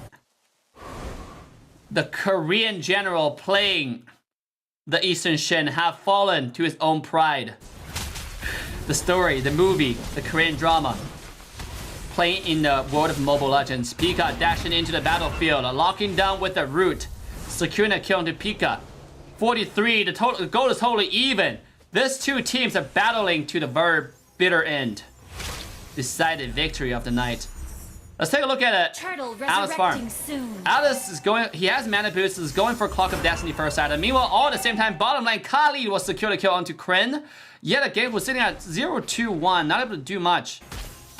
Meanwhile, top lane, you can see Alice already winning the trade against Esmeralda. Eastern Shin is going to go ahead and continue his farm. He's sitting at 1,800 gold. Whereas Roger is sitting at 2,200 gold, 400 gold ahead of his counterpart jungle. Alice is going in once again on the top side. Both sides are playing really aggressive. Both sides are eager to prove themselves on this stage. So let's go ahead and, me at the same time, I'm trying to prove myself, you know, to have slim fingers, you know, to dash around with the camera angles. Once again, bottom lane, Kryn will be eaten. Oh, the counter attack from Kryn. Beautiful dodge on Chicken's ultimate. Get himself away to safety. Beautiful parry from this person. Meanwhile, the stun connects. Warrior taking quite a bit of damage. He is pretty tanky though. Kufa terminated with ultimate. Locking down one person. He's the next target. And he will be slain. He will be taken down. Team GOSU will secure the map pressure next to Turtle. It looks like they're not going to take it just yet. Moving back. Take it slow, but take it surely. That's the slogan tonight. Ooh, the ultimate miss by a long shot. Krendo does clear the wave. And they're gonna go ahead and walk himself into crack of shame by recalling over here. Dinosaur's like, no, you're not recalling while I'm watching. I have a lot to prove as well. I try to prove that I don't have a fat finger. I try to prove that I can zoom out the camera but Moonhound's not really making it easy for me. Meanwhile, top lane, it seems like teamfight is gonna break out at any minute. Kufa jumped in, with a knockup onto Warrior. Warrior gonna activate the skill 2, getting stunned by Selena in place. Knowing the entire GOSU is ready to counterplay. Team TRS not gonna go in just yet. A stun is gonna miss by a little bit. Pika looking to invade, but GOSU Hoon is already getting the turtle to 30% HP, and it doesn't seem like they can counter attack it. Yeah, you have Benedict on the top lane to declare a wave. Kufa dashing onto Warrior, looking for the vision control, battling over the bush. GOSU is able to put themselves at a 2,000 gold advantage. 5 minutes into the game, not that much, but it's definitely a comfortable position to be in. Especially knowing that they have Alice for late game. You know, Alice late game, and you can see both team, have a lane swap right now. You got Shadow and Flamgo swap to the bottom side. On the top side, once again, is Kryn on the Benedetta versus Chicken on the Dinosaur. He's gonna get eaten alive. He doesn't have skill 2. Push into the tower. This might be too rough for a girl that is very, very young right now. And Quinn's gonna dash away with the ultimate. She's not interested in the Dinosaur whatsoever. Quinn said she's only interested in someone like Lancelot. Unfortunately, Lancelot like Odette. So it's just one of those complicated Korean drama love story going on in Mobile Legends. But Dinosaur, a little bit too rough. Might call it 1-800. Get this Dinosaur away from me hotline. Selena get a stun, but nothing else to follow up, and he has to dash away. Top lane though, Benedetta will jump away with the skill 2. Will be successfully parry away the attack. Once again, GOSU just put himself in a really comfortable position. Meanwhile, Kali down the mid lane. Seems like he's taking a little bit poke, but he's quite tanky. He's not really worried about anything. Selena stun. Barely miss Hoon over there. It can be a really good pick if the stun connects. But it's not going to happen tonight. Meanwhile, top lane, Barats once again with a beautiful ult onto Kren, who will have to dash away. But the stun connects. Roger going in. Taking a beating himself. The Dinosaur's way too strong. Kufa will have to walk away. Knowing his team have all retreated back to their base. GOSU continue to extend the control over the map. Clearing the midway, pushing the top tier 1 tower, and now maybe positioning to the next turtle. Sure enough, this is the second turtle by Team GOSU. As Dave is still struggling to zoom out the stupid camera. But it's gonna happen. We believe. With dedication, it's gonna happen. Peacock popping the, oh, not gonna happen. They gotta kill the Warrior. It's a 1v1 trade, but the blue buff is gonna fall to the appetite of Hoon. Hoon has a big appetite. Took that blue buff. Meanwhile, he's rotating to the bottom side. It doesn't seem like Esmeralda is familiar with the situation. He's gonna walk away though with the Purify. Really, really hard hero to kill. Pretty difficult. This skin on the Eastern Shin does look really good. Just really expensive. Unfortunately, you know, not affordable for 99.9% of the players out there. Right? But it does look really good. Bottom lane, TRS looking for a little bit of push. GOSU quick to respond, quick to counter. And mid lane mid tower is under siege as well, as Barasa Dinosaur is gonna push this Selena away. And they're gonna trample upon this tier 1 tower, take it down, turn to dust. Tower's gonna fall to the ground like that. Barrage jumping in with a skill 1, slow. The ultimate connects onto the Kufra, will be stunned onto the wall. And Kufra will be sent to the grave for now, temporarily for 22 seconds. Azamata jumping in, just taking a lot of damage herself. Gonna go ahead and walk himself away. Get a lot of burning damage. Burning a girl alive. Roger can't really do much. Selena stun, missed by a little bit. Flicker coming out from Warrior. Jaguar will have to walk away. Even though Roger is one of the most comfort. Oh, the stun connects onto the Roger. Actually, onto the Dinosaur, onto the Barats. But it's not gonna happen. Look how large that thing is. Try to swallow that. It's almost like suicide. It's not gonna happen. Once you go Dinosaur, you never go back. So says the legend. So says the smart, the wisdom people. Kufra coming in, dash down to 2 people. He does not. He does his ultimate. He'll be bursted down right off the bat. It's 1-to-1 trade across each side. TRS will have to dash away though. GOSU. It's gonna go ahead and take the red blue buff yet again from Team Rockstar right here. Selena stun. Well, stun onto the buff. Not gonna happen. Roger trying to get himself away. Not gonna happen. GOSU Zero's ultimate connects will make sure that one happen. Roger, go back. Successfully sent back to base. Wow. Baby dinosaur. Look how fast that thing runs.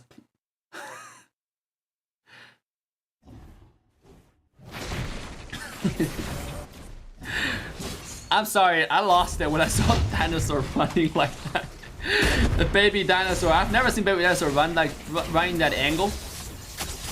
Okay, so dinosaur gonna go ahead and walk forward, charge forward against Kryn, who's taking a lot of damage. She will dash away with the passive. A really mobile assassin if you use it properly, and that's exactly what Kryn is demonstrating right here. Not gonna get eaten alive tonight. Kali once again getting vision, not gonna eat the stun. Being quite careful this time.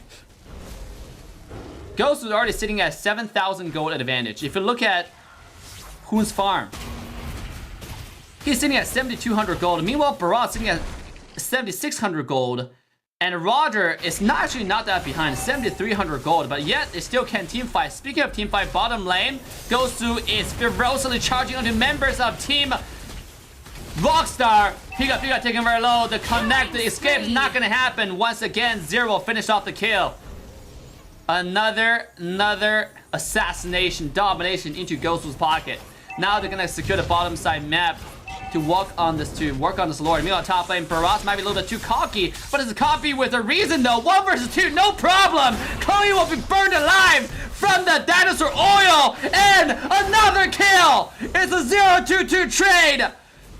And the chicken walks away unharmed. Domination into GOSU's pocket. Now they're gonna secure. What is happening, ladies and gentlemen? Take a look at this 1 versus 2 once again. You can see that Barat's just going with his own business, like staying really tanky, staying very strong. This is why this hero is a top tier hero. This is why you cannot never underestimate the power of the dinosaur. The Godzilla.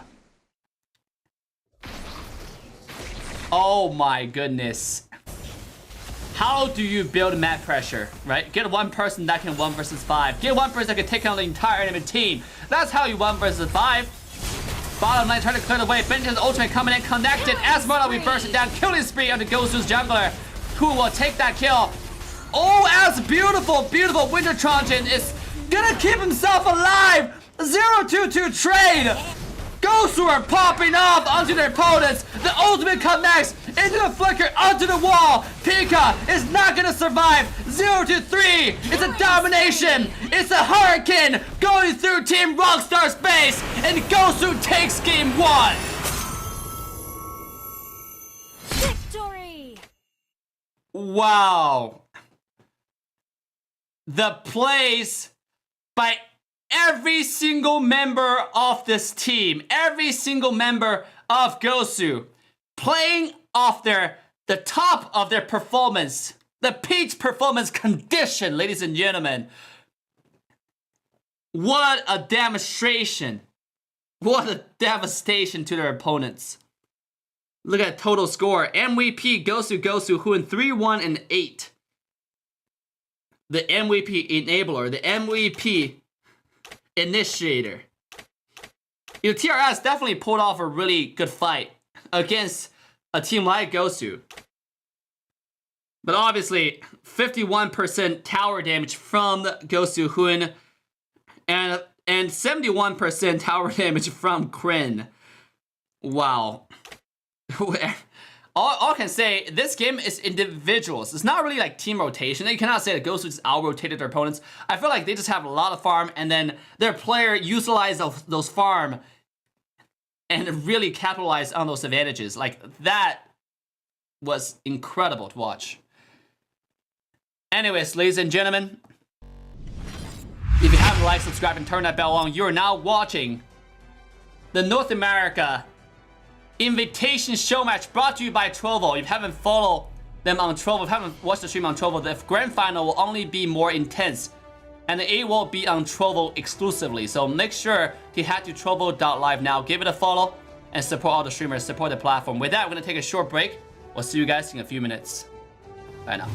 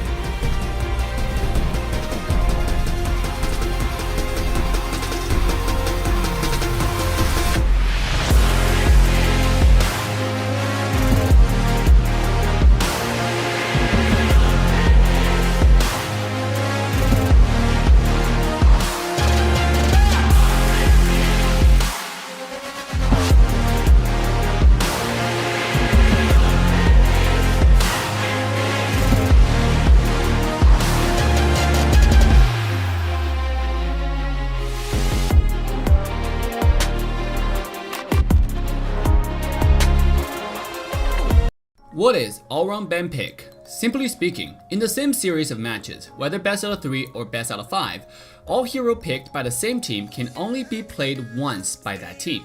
For example, in the scenario of best out of 3 series with Team A and Team B.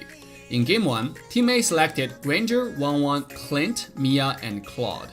In Game 2, all heroes that Team A used in Game 1, including Granger, 1-1, Clint, Mia, and Claude, will be automatically banned, meaning they cannot be picked anymore, and Team B doesn't have to ban them again. Team A proceeds to pick Nana, Valier, Lolita, Carmela, Rafaela for Game 2. When we come to Game 3, all heroes team used in previous matches, including Granger, 1-1, Clint, Mia, Claude, Nana, Valier, Lolita, Carmela, Rafaela, will then be automatically banned, and Team B doesn't have to ban them again. Same ban pick rules applies to Team B as well. Why all-round ban pick? In mobile MOBA, where we see a limited depth of laning phase, hero microcontrol, it is very important to design a tournament putting consideration of diversity first. More heroes, meta or non-meta, should have the chance to stage themselves in order to create a more intense and competitive gaming environment. All-around ban pick encourage players to diversify their hero pool, teams to diversify their strategy, and come up with more combos. All-round ban pick also provides viewers the brand new exciting tournament viewing experience. Every game is fresh and every game is a surprise.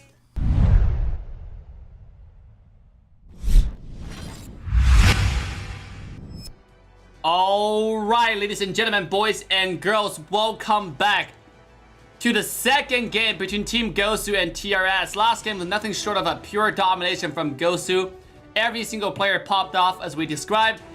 And now they're ready for the second game. This is TRS second chance to make a stand right here. Are we gonna see a game 3 or are we gonna see a 2-0 like all the previous 2 matches that we've seen today?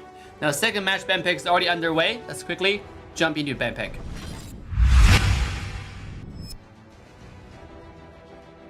By the way, if you're watching the stream wondering who sponsors such beautiful tournaments for the North America community, make sure to go check out our sponsor Trovo.live.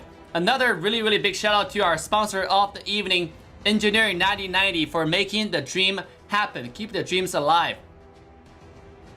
The North America Invitational Showmatch, the grand final will be streamed exclusively on Trovo.live. So this is your chance to use the link in the chat. Go to Trovo and make sure to follow all the Trovo streamers for the North America community, right? You have Hoon, you have Nuggets, you have Powerless. I don't think of Powerless. You have Zane, you have everybody. General, everybody's streaming on Trovo right now. So make sure to go support them on the Trovo platform. This platform supports all the North American streamers. It also supports all the mobile MOBA streamers. So make sure to go support Trovo as well. Now, come to the game 2. You can see that game 1, Team GOSU has already used Barat, Khalid, Alice, Kagura, as well as Easton Shin, and their opponent, TRS, have used Esmeralda, Selena, Kufra, Benedetta, and Roger. All those heroes has been used by either side. That means they cannot use them respectively on this game. Coming to the second game ban pick though, Uranus, Khalid, Natalia, Brody, again being banned. Very heavily focused on those silent heroes, and obviously Natalia being one of the most annoying heroes right now in the current meta. Especially, she counters most of the hyper carries. She counters Ling, she counters all the marksmen, right? And she can just invade your jungle, especially put her mid as a rotation role, as a roaming role. Like instead of a mage, it goes Natalia. You cannot get more annoying than that. And coming to the game 2. GOSU coming down with a Yuzhong and Esmeralda pick.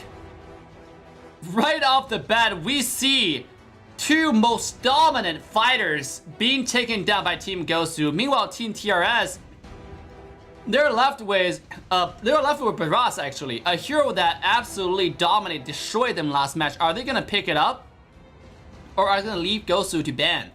Sure enough, they're gonna take out Alice. You know, Alice is the counter to Esmeralda. You can also take Lunox to do the same thing. We've seen RQ Lemon have done that pretty frequently, to use Lunox to go against Esmeralda on the side lane. Now, Alice being the late game hero, not having a problem against Esmeralda early game either. So it's definitely a hero that they decided to go with. Alice being very tanky and have the ability to assassinate backline a lot better, thanks to the skill 1. So turned out to be a more popular choice. Now TRS will have to ban the hero from GOSU. GOSU does not have yet to have a tank. If you look at all the tank choices, you have Kufra still available, right? That's a hero that's really popular right now. That can be a really good tank choices.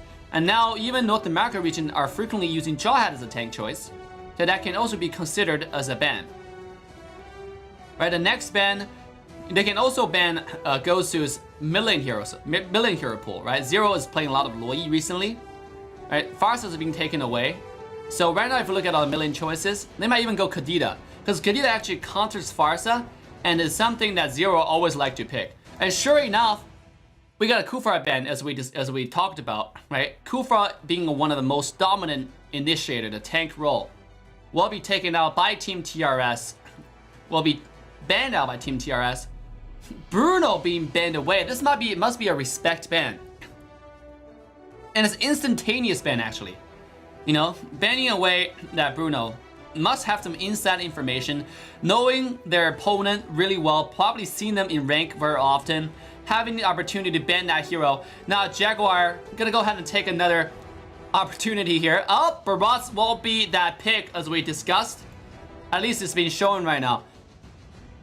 Both sides have some really good sideliners, right? Yuzhong killing Barats is like a pipe dream. I mean, it's not a pipe dream, it's just really hard. The more you fight Barats, the tankier he gets. The more you fight Yuzhong, especially if Barats cannot kill Yuzhong, the tankier he gets because he starts getting that passive, start getting that regeneration. And so both sides is kind of like a love dance. You know, you kiss me, I kiss you. You slap me, I slap you. And all that, so on and so forth. Nothing else gonna happen out of it. Nothing gonna come out of it, to be honest. Meanwhile, GOSU's turn, right? Are they gonna go ahead and take out that Jawhead tank, or are they gonna go with some traditional tank? You know, we have not seen Hilda in a long while, right? Hilda has kind of fallen out of scene, fallen out of favor. Ever since Hilda's ultimate damage been nerfed, but her early game annoying factor is still there. She can still be a pain in your butt crack, right? Not just your butt cheeks, but also butt cracks. Make sure every single corner of your butt is covered. That's how annoying this person is. Now, obviously, GOSU thinking about it. They also have to get some early game protection, and that will be the Selena. It's gonna be a Selena Luoyi pick. Indeed it will. You'll be a Selena Luoyi pick. Now, with this being said, who is the initiation, right? Nobody. If we're gonna play on the Harith, you're gonna have a Selena support or vision control by Warrior, and then goes to Zero on the Luoyi. I mean, we just discussed all the possibilities, and sure enough, they took them out. I didn't expect they take both Selena and Luoyi. That's a little bit too much. GOSU always coming out with some interesting strategies. In fact, I should take back that statement. I think GOSU Zero always come out with some interesting picks. Every time you have Zero on your team, on your starting roster, you're always gonna see something different. And that's exactly what's happening here. Pika. This is now the last pick for Team TRS. They're still deciding the hyper carry choice. What can they go with, right? They had Roger last game, it wasn't successful. Now it's the next pick.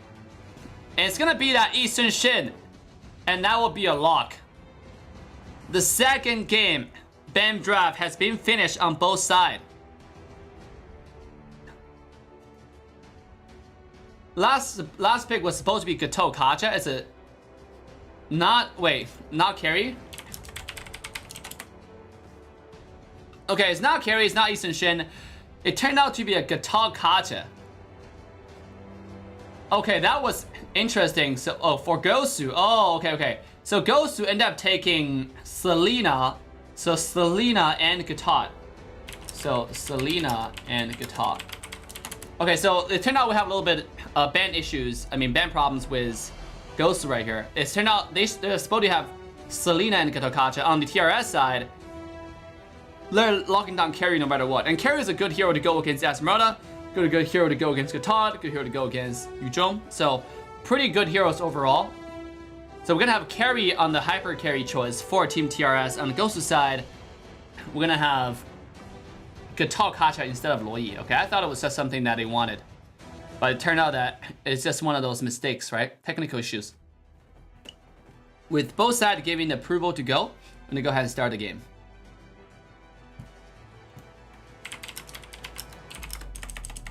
All right, let me make sure that we got the ban picks issue solved, ready, you know. Once again, take a look at standing right now. If TRS, actually this is the last game ban pick. If TRS wins this game, we'll go to a game 3, but TRS lose, GOSU will be the first team to go to the grand finals, and TRS will drop down to the loser bracket and wait for the winner of Simp and Team BB tomorrow. We'll stream all those matches tomorrow, the grand finals and the loser bracket. So stay tuned for that. But remember, the grand final will be streamed exclusively on Trovo.live, who is the proud sponsor of today's tournament. Make sure you go to Trovo and follow them right away. Either with the link in the chat or the link shown on screen right now. With that, let's quickly jump into the next game, the game 2 between Team GOSU and Team TRS, Team Rockstar. I'm your caster, AssassinDave. Welcome. Your team is picking. The 400,000 warriors that are in the chat. Your team is banning. I do need a throw candy. The throw candy are very important in this match. And just for the record, I'm still having half bowl of a salad that I failed to finish in between the breaks. So if I happen to burp, like while we're casting, I hope everybody understand where we're coming from. Okay, this is not intended. It's just something that, like, it happened. It's biological.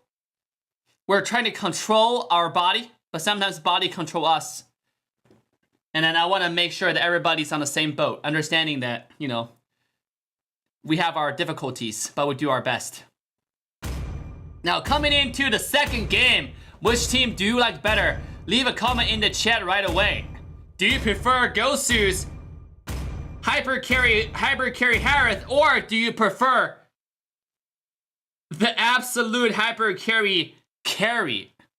Which one is your more favorable draft? Now, I'm talking about draft exclusively. I'm not talking about, like, team-wise.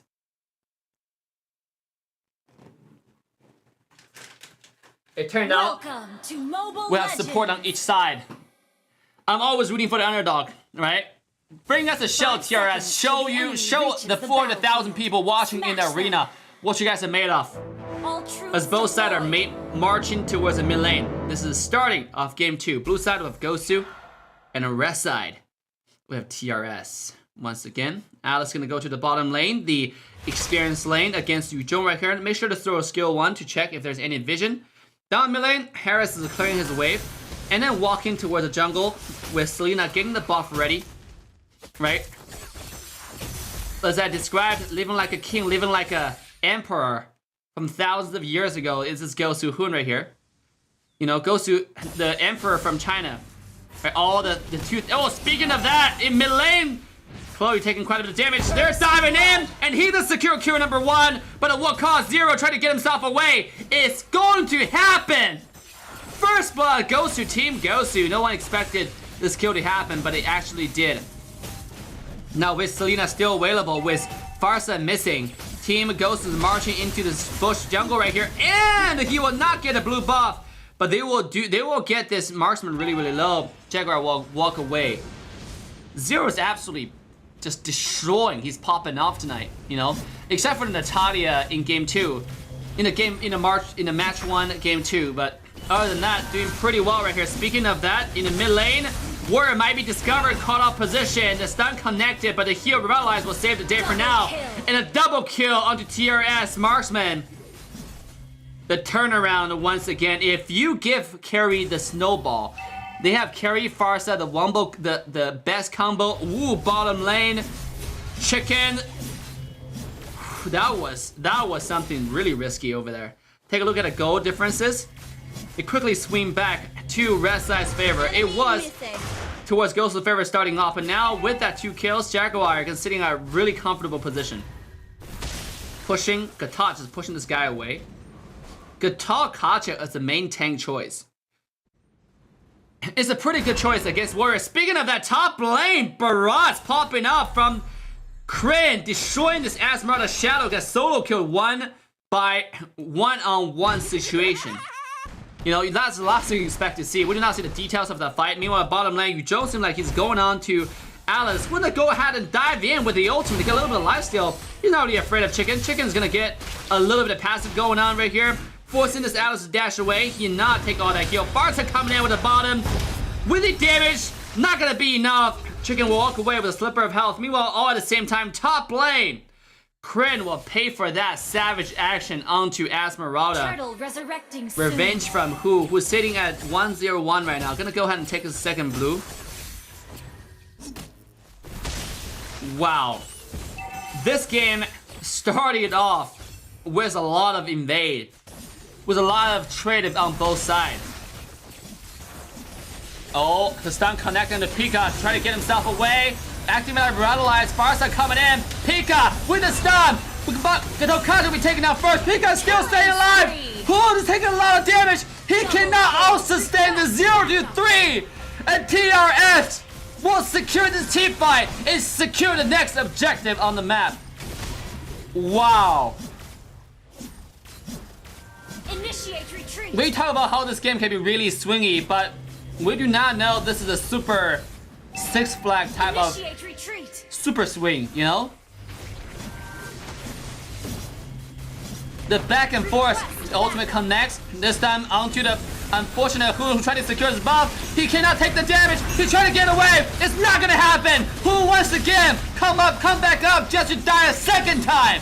And Jaguar going forward, doing a lot of damage, not gonna find enough. And he will have to dash away. Meanwhile, Warrior lived with a slipper of health. TRS taking the objective and the kills all at the same time. Who is not having the best game or the 2 death back to back? Giving their opponent close to 3,000 gold advantage at this point. Zero will have to get away. Farsa gonna go ahead and get away as well. Bottom lane, Jaguar gonna take a little bit of damage, get a little bit gold from that shield. Look at the gold differences on both sides. It's now going from the GOSU advantage all the way to the Rockstar advantage, right? Now sitting at a 2,500 gold advantage, really comfortable.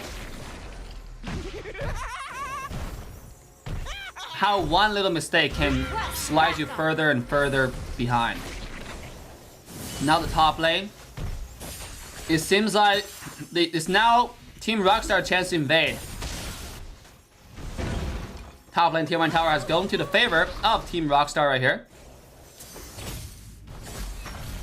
GOSU does secure the next blue buff.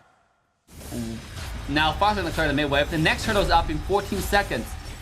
Both tanks are already setting up on the bottom side of the map. You can see Pika sitting in the mid to the right side jungle. Still not looking for the stun, not gonna connect. Barca already got him very, very low, almost taken down. Resurrecting soon. He had to come back fast, or the turtle will be given to GOSU. Now Stoner is not gonna give this buff for free. Look at that. Ultimate comes out, Stoner taking a lot of damage. He might not be able to regenerate fast enough. Indeed, he will be bursted down, taken down, beaten up. This is TRS finding the retaliation, the revenge on their opponents. Chicken will have to fly away onto the dragon. See the dinosaur making the way into the bottom side. It's a 1v1 trade, but Team Rockstar does secure the turtle, and now they're gonna rotate to the red buff once again. The stun! Onto Hood from the Kryn, the Wombo combo! 2-3 on GOSU's mid laner, GOSU's jungle hyper carry. When GOSU is behind, they have to turn to their biggest star to carry. But GOSU, this is exactly what TRS strategy is. They're targeting GOSU, who they're targeting the star of GOSU. Barca have to pop the Purify stun connected onto carry, but he's in a he's in a very, very good situation where he's not really afraid, you know, to be stunned at this point.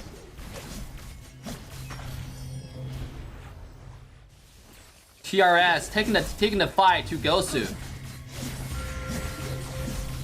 Already sitting at a 4,000, over 4,000 gold advantage at this point. Who jumping in? He does not have the ultimate. Oh, Gato! Oh, beautiful position, zoning the carry away. Now the Alice jump in. Who yet once again being taken down. The target of focus. A 0-2 trade. A 0 actually wanted to trade. Yu Zhou finally find himself into the team fight. Chicken will shut down this unstoppable carry.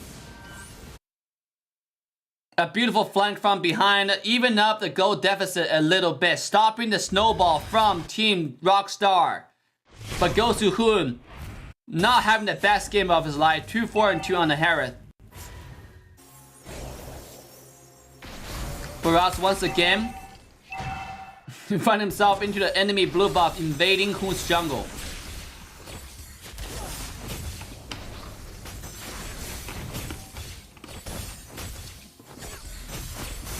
Wow.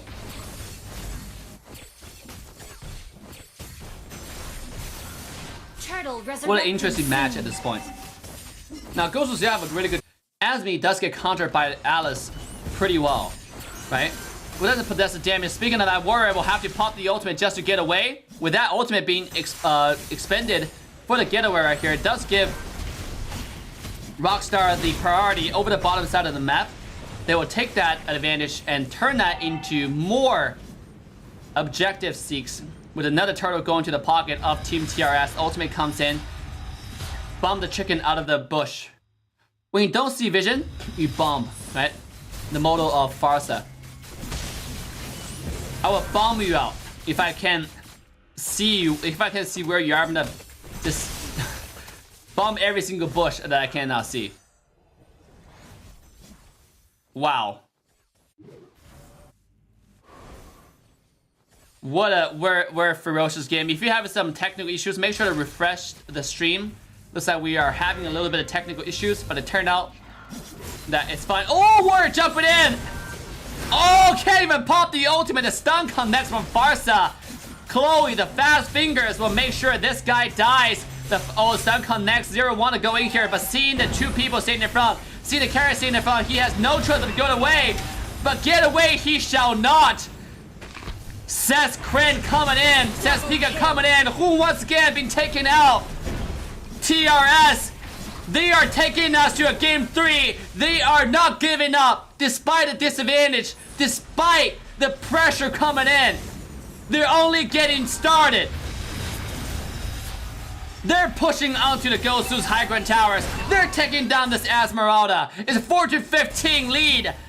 And now TRS will walk down to this blue side jungle, take the buff, putting himself at a decisive 7,000 gold advantage over their opponent.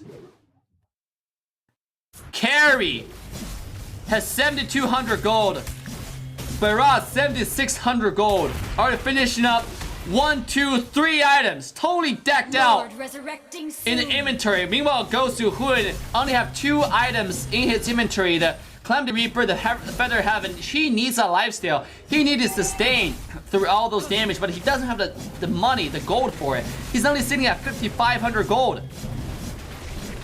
He has less gold, almost less gold than Boxia. He's only 100 gold ahead compared to Pika's tank.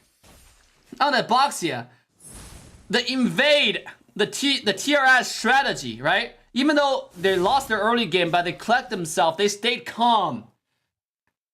The next team fight, they turn it all around, they get double kill and a snowball from that point on. Look at the total gold. Almost 10,000 gold deficit, almost 10,000 gold advantage to TRS side.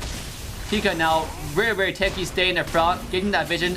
Alice coming in, who once again is the target. Look at the burst damage from Carry. Jesus. Oh, the stun connects. Carry doesn't have the purify. The burst comes in. That's the shutdown GOSU needs. The game's not over until it's over. A beautiful stun from Zero once again. Putting GOSU back in the board. Back on the board. This is exactly what they need at this point. I mean, they have to take down the carry. The carry is way too farmed.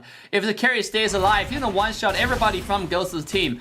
But with carry wiped out, now they have room to breathe. Now they can finally contest the blue buff. Who's gonna be spawning in 10 seconds? Kryn and Farsa, it doesn't seem like they want to give this blue for free. Shadow does get a vision already. Let's look at the skirmish right here towards this blue side jungle. Once again, Team Rockstar already setting up position, in position. Zero looking for a stun. He doesn't want to stun the dinosaur. Farsa coming in, but Hoon does have the red tree. Coming in, the dinosaur will get Chloe off the air. One more kill to GOSU. They're coming back. They're gonna take this team fight. Pika staying in front, might be taking too much damage. Stoner though, finally fighting the flank under the back line. He's staying alive. He's doing way too much damage. GOSU is still alive into this team fight. Stoner gets stunned away by GOSU 0. A 3-1 trade. The stun comes in. Hoon is taking very low. Carry will find a shutdown onto Hoon. Follow up with another kill onto Yuzhong as well. Double kill onto TRS Marksman. And they turn the team fight around. What a rocky ride, ladies and gentlemen. What exactly went down in the last team fight? Let's take a quick look. GOSU started off with a really good team fight, but all turned around by the Barat's ultimate, who ate Hoon, and then Carry just took that advantage to take everybody down. If you give this person an inch, he will take a feet from you. That's exactly what's happening. They have to find a creative way to take this Carry down. Otherwise, GOSU will continue to be putting a really passive, awkward position. They have to find a way to handle this. Wow. Even though GOSU put off some really good team fights, we're still sitting at a 7,000 gold advantage to TRS. Stoner come in, did an insane amount of damage. This is Alice Lagan, ladies and gentlemen. Alice, you got Carry, right? Team Rockstar is sitting at a really comfortable position. They're not really afraid of late game, right? They got hero that can burst you down from far, aka Farsa. They got hero who can burst you down from close, aka the Carry. They're ready to do whatever it takes to win this match. They're ready to go to game 3. Once again, with Carry on the map, the invade comes in, the team fight comes out. Warrior stay in the front, isolated, left alone, just completely forgotten by his teammates. Coming back just to die again. TRS once again seizing control, seizing domination over the map. The Lord coming in 8 seconds. Esmeralda finding a little bit of split push onto the top side. But yet, the Lord most likely won't go to the pocket of Team Rockstar. Actually, they're backing away a little bit, knowing that Esmeralda is behind them. Esmeralda's position right now might be a little bit too deep. Popping the Purify, Shadow try to get away, circling around the rock. 4 people chasing. They want to take down this person first before they go for anything else. And Esmeralda finally give up his life. Buying a little bit of time, but it's not going to be enough. The next Lord, once again, the first Lord will go to Team TRS.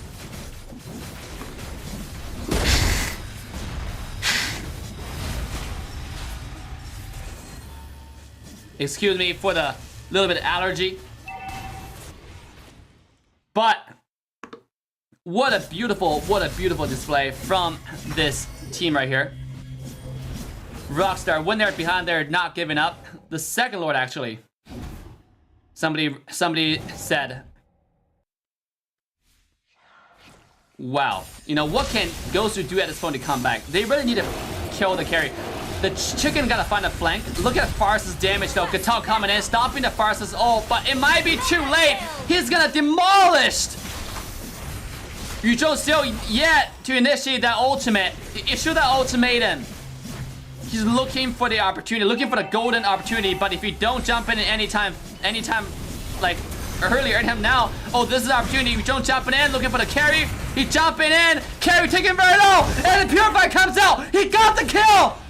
When GOSU both behind, they turn to chicken for the Carry, and he will get the Carry taken out. He's looking to escape. It might not happen, but his mission is accomplished.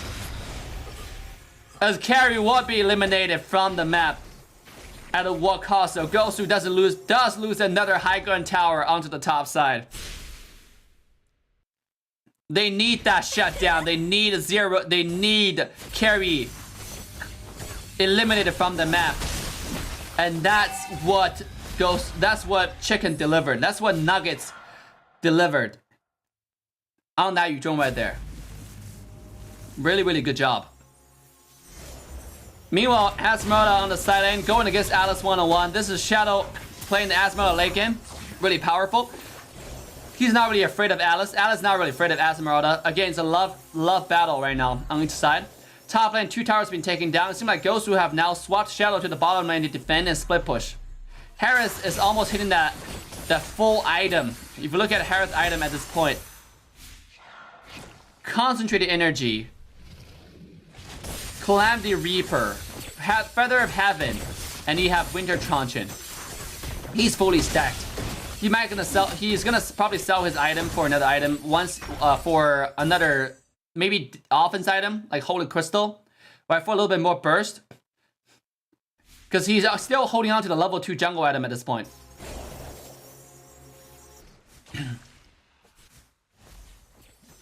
Meanwhile, on the TRS side, everybody's decked out, man. Even Pika on the tank. Pika and Abaxia have that Athena shield to tank the damage from Selena, tank the damage from Esmeralda, tank the damage from Harith. If you look at GOSU's lineup, they have way too much magic damage without the balance of physical burst. You know, I mean, they do have chicken, but you can who build a lot of physical damage, who have Blade of Despair. Holy cow, the Farsa ult. Just Zero almost evaporated. From the solid to, it was too hot. He evaporated from solid to, what's the right word, right? Turn to the gas form immediately. Go to the air, disappeared. Back to what we were saying though, right? Even Boxia is super farmed. He has 3 items now, including the Oracle, including the Athena shield and TRS. The go against control right here. He's absolutely unkillable. Unless he get caught. But right now, TRS are freezing the lane. They're not pushing anything. You can see they're just stopping GOSU from coming out of the base. They're trying to freeze time. They're trying to make sure that GOSU stay at this gold deficit. They're right now sitting at 11,000 gold behind. So if TRS is able to stay at this advantage, it's gonna be a really good position for them to be in after Lord. Now obviously Shadow has now joined the GOSU, right? GOSU Wild Shadow. If you don't know, he is actually BDK Cardi from the P2 tournament. Have now reassigned his allegiance to Team GOSU. The next Lord is coming in. This might be the last push right here for GOSU to make a stand. Can they defend against the opponents? Or is TRS gonna take us to a game 3? This almost feels like deja vu. In P2 tournament, GOSU won game 1 and TRS took a comeback in 2 and 3. History. Deja vu. The lane being paralleled almost perfectly. Lord coming in. Warrior cannot take the damage from all this burst coming in from Team TRS right now. Look at Yuzhong coming in. They're looking for the carry. Yuzhong coming. Farsa being taken out. Carry being taunted up. He's taken low, but he can survive for a little bit longer. Can he survive for one more attack? Oh, the dash comes out, but carry won't survive. Meanwhile, in the base, the crystal's getting hit. Who is taken low? And TRS is gonna take us to a game 3. They do not need carry for the win. They just need a minion wave and they need to auto attack the base, and sure enough, that will happen in this game. What a beautiful display of resilience, of comebacks. When you go against people when you go against the giant, when you go against the Goliath, you gotta have the spirit of David. You gotta come back. That's exactly what's happening in this game. Like I said, I think GOSU will have way too much magic damage. They do not have, I mean, they are relying on chicken, which is obviously well-deserved losing side MVP this match. With that game going down to the favor of Team Rockstar, we're gonna go to the game 3, ladies and gentlemen. We are just getting started. If you're yet to like, subscribe, and turn the bell on, make sure to go ahead and do that. We'll take a short break. We'll see you guys in a minute.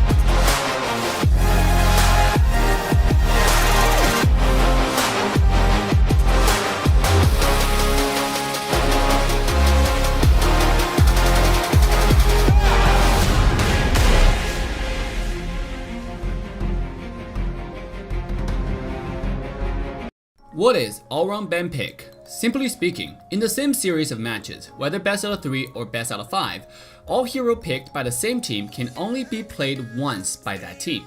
For example, in the scenario of best out of 3 series with Team A and Team B. In Game 1, Team A selected Granger, 1-1, Clint, Mia, and Claude. In Game 2, all heroes that Team A used in Game 1, including Granger, 1-1, Clint, Mia, and Claude, will be automatically banned, meaning they cannot be picked anymore, and Team B doesn't have to ban them again. Team A proceeds to pick Nana, Valier, Lolita, Carmela, Rafaela for Game 2. When we come to Game 3, all heroes team used in previous matches, including Granger, 1-1, Clint, Mia, Claude, Nana, Valier, Lolita, Carmela, Rafaela, will then be automatically banned, and Team B doesn't have to ban them again. Same ban pick rules applies to Team B as well. Why all-round ban pick? In mobile MOBA, where we see a limited depth of laning phase, hero microcontrol, it is very important to design a tournament putting consideration of diversity first. More heroes, meta or non-meta, should have the chance to stage themselves in order to create a more intense and competitive gaming environment. All-around ban pick encourage players to diversify their hero pool, teams to diversify their strategy, and come up with more combos. All-round ban pick also provides viewers the brand new exciting tournament viewing experience. Every game is fresh and every game is a surprise.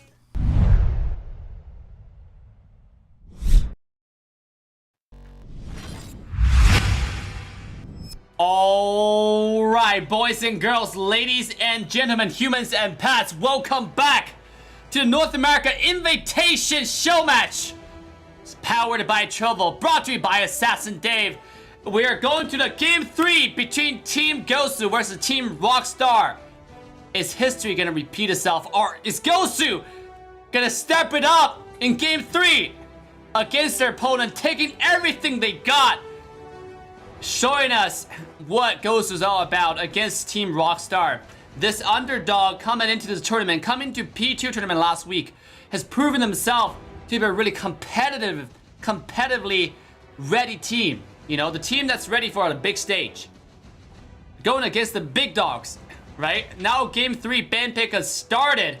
It's your time to issue your support for your favorite team. Now, before we go to the ban pick, this stream is sponsored and empowered by Trovo.live. If you haven't go to Trovo.live, the grand final tomorrow will be streamed exclusively on Trovo. Make sure to show your support to the new platform that is supporting many of us, including me, including Who, including General, including a lot of GOSU members, including Nuggets. A lot of your favorite streamers are being supported by the platform. So if you want to show your love, and make sure to go watch the grand finals on Trovo.live with the link in the chat or the link you see on screen. So with that, let's quickly jump into the third game ban pick between Team GOSU and Team Rockstar. I'm your caster, AssassinDave. On the left side, we got GOSU. On the right side, we got Team Rockstar. You can see the first 2 games, a lot of hero have been used by either side. You have Udrone being used. You have a lot of good Silent being used by the GOSU as well. So they're actually taking out Chow now in Game 3. Meanwhile, on the right side, Team TRS, they have used a lot of heroes as well. Esmeralda, Kufra, Roger, Selena, a lot of early game heroes. They still got Lilia available, so that's why they're banning. Then Natalia, they're banning that Ling. They're banning whose favorite hero? Right, one is the most proficient hero in the current, actually recent few seasons now. Right, banning the hyper carry, targeting that Hoon. Last game, they were able to focus on the star, the core of GOSU Hoon right here. Make sure that the Harith wasn't having a good time this game. Can they take it to the base? Can they take it to the bank? The 2-game comeback, or is GOSU gonna step it up? You can see Benedetta being banned away because GOSU actually showed this hero. I mean, I don't know whether they're gonna take it. GOSU still have a lot of hero to consider. Right, if you go to the hero pool, they still have quite a bit of heroes for their side laner. You go to fighter choices. Not as meta as before, but they still have heroes like Eldos? This is the power. You still have Ruby, one of the most popular and powerful hero in the current meta. You still have Jawhead, my personal favorite. You still have Lapu Lapu, right? I mean, I don't know if GOSU current roster have a Lapu player. You still have Hilda, right? For their hyper carry choices, oh, they're gonna go ahead and take down that Roger. Is that be a lock? Yes, indeed.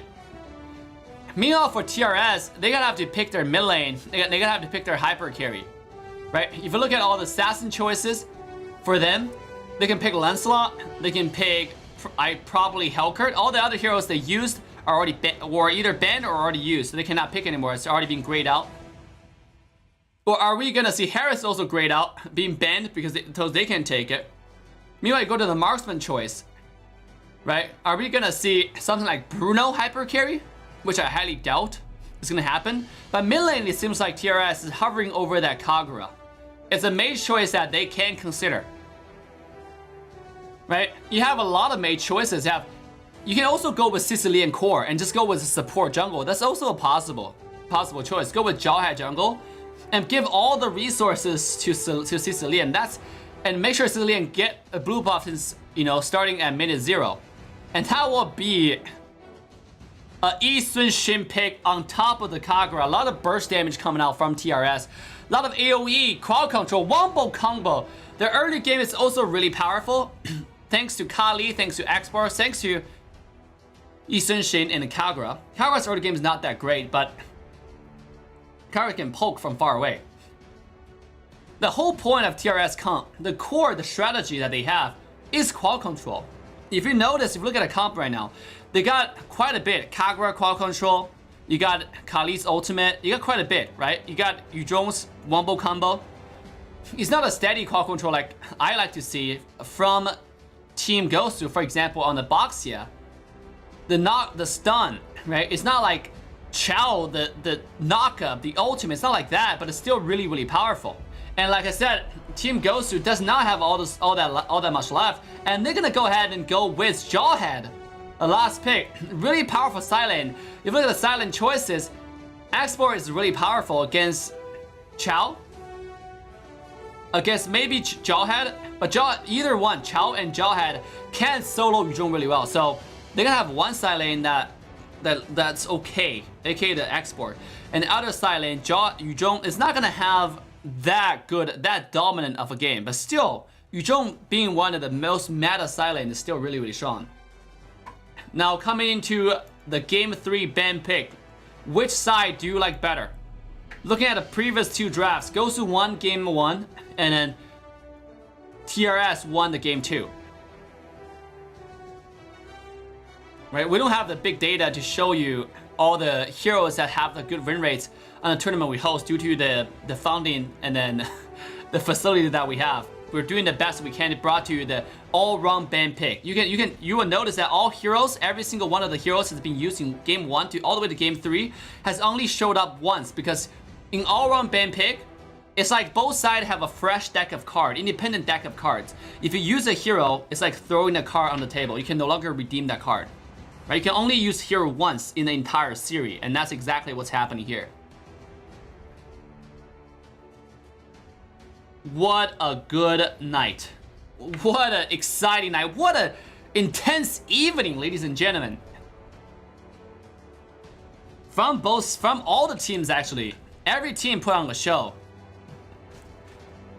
Every team surprised us with those domination, with those plays. The 1vs4, the wave cut from the base by Uranus. The individual skill mechanics outflowing tremendously. As both teams are getting ready in the lobby, guys. I hope you guys are getting your popcorn ready, getting your Coke ready, and watching the stream on Trovo.live with the link in the chat. This is the game that you want to watch, okay? This is the game that you want to go ahead and ask your girlfriend to come over here, because you might need someone to hug, right? Because it might get too intense. It might get way too intense for a lot of us to handle emotionally, right? You might need to get your best friend to sit next to you so you can have someone to beat, right? To slap on. Well, when your favorite team doesn't perform the way you want. Because this roller coaster is about to start. And we're not stopping, so you better get ready, ladies and gentlemen. Game 3 between Team GOSU and Team TRS. Once again, big shout out to the sponsor of the event, Trovo.live. Make sure to give them a check out with the link in the chat, link on the screen. Support your favorite streamers on Trovo. All your favorite streamers in North America are on this platform, and Trovo is sponsoring us, sponsoring them. Check them out on Trovo.live. And they're sponsoring this event as well. With that, let's quickly jump into the game. The game 3 between Team GOSU and Team TRS. The blue side, we have TRS. The right side, the red side, we have Team GOSU. I'm your caster, AssassinDave. Your team is picking. Roger. Your team is picking. Yisunshin. Your team It's is picking. exciting match. Cho. The in-game bans don't matter, okay? They just have to, because in the in-game ban, they already did the ban pick in the website. So if you get confused why they're banning random ass heroes in the game, it doesn't matter anymore because they already did the ban pick. All they do is copy the ban pick they did in our server and then copy it in the tournament server. So that's why you see that we are able to do this to allow us to have a fair all-round ban pick format while enjoying the best server Mobile Legends got to offer. All right, as both game getting started, I hope you guys are getting ready as well. I've been yelling the whole night. Throat has been yelled out. Put that like and subscribe and turn the bell on to all notification bells.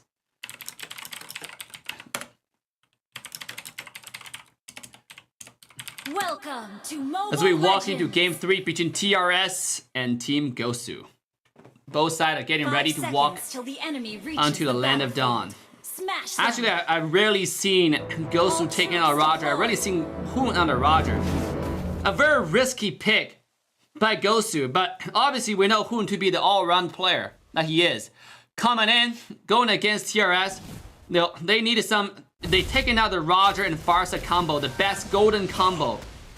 And you can see Boxia are making sure that we do not see a jungle invade.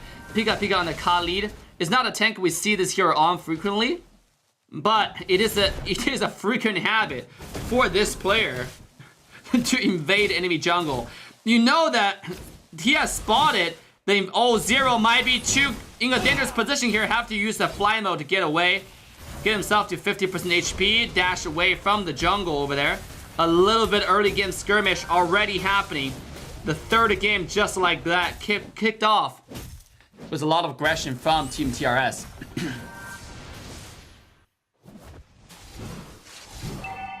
Meanwhile, bottom lane, Enemy Shadow found missing. himself 1 versus 2. Who has already rotated the bottom side, jumping onto Kryn right here. The slow comes in, the Purify comes out, it's gonna be enough. The stun connects, and the first blood goes to Team GOSU on the bottom lane. Warrior, a beautiful stun. First, a Purify pop from Kryn to nullify the slow, but little did he know, there are more after that. There's more, there's stun coming in. Very good execution from Team GOSU right here. Really good stun from Warrior. Landing the 1.5 second stun. Meanwhile, Shadow coming in. Not gonna find a knockup. Beautiful escape from Chloe on the Kagura. Able to get himself to safety. Wow. Both sides, man. You might have aggressive TRS, but you have a very good execution from GOSU. Easton Shin already issued the ultimate to get a little bit of vision on the map to see what the hell is going on. Taking the top lane, Boxer getting the vision, able to jump away just in time. GOSU leading the chart by 600 gold, not that much. Both sides are pretty even. Top lane, Jawhead though. It's gonna go ahead and run away just in time. Here's Jawhead. He's not afraid of anything. And if you don't know, Chicken was actually server top, I think, entire server, the global 1 or 2 Jawhead for many seasons.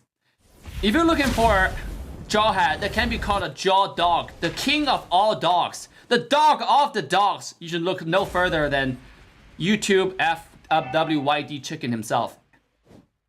Has joined alliance with GOSU right here in this battle.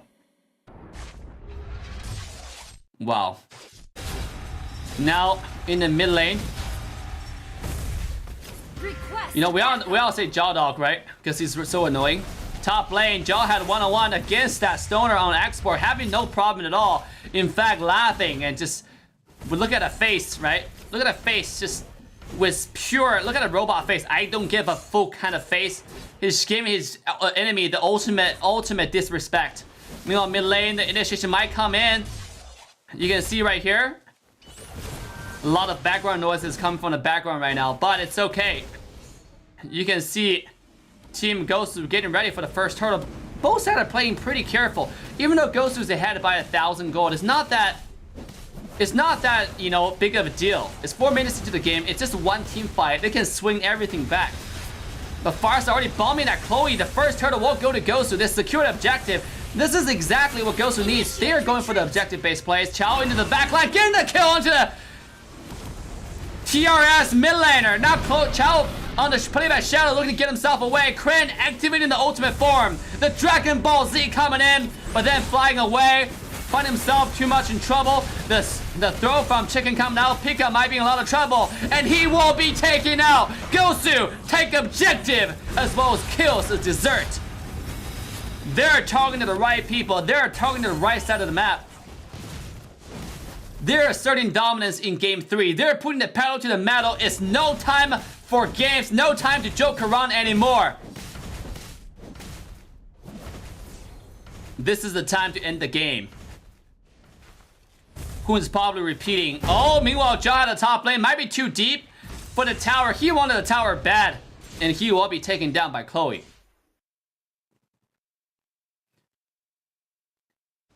GOSU in game 3, absolutely popping off. Putting himself at a 3,000 gold, 2,000 gold advantage. Now Chloe have to jump to this umbrella, able to get himself away for now. Beautiful maneuver, but mid lane tower is exposed. Kali coming in with the ultimate, not gonna find the kill on the far side, not gonna find a stun, but does connect to the minion and secure the tier 1 tower. Meanwhile, bottom lane, more pressure coming in from Eastern Shin right here. Played by Jaguar TZY.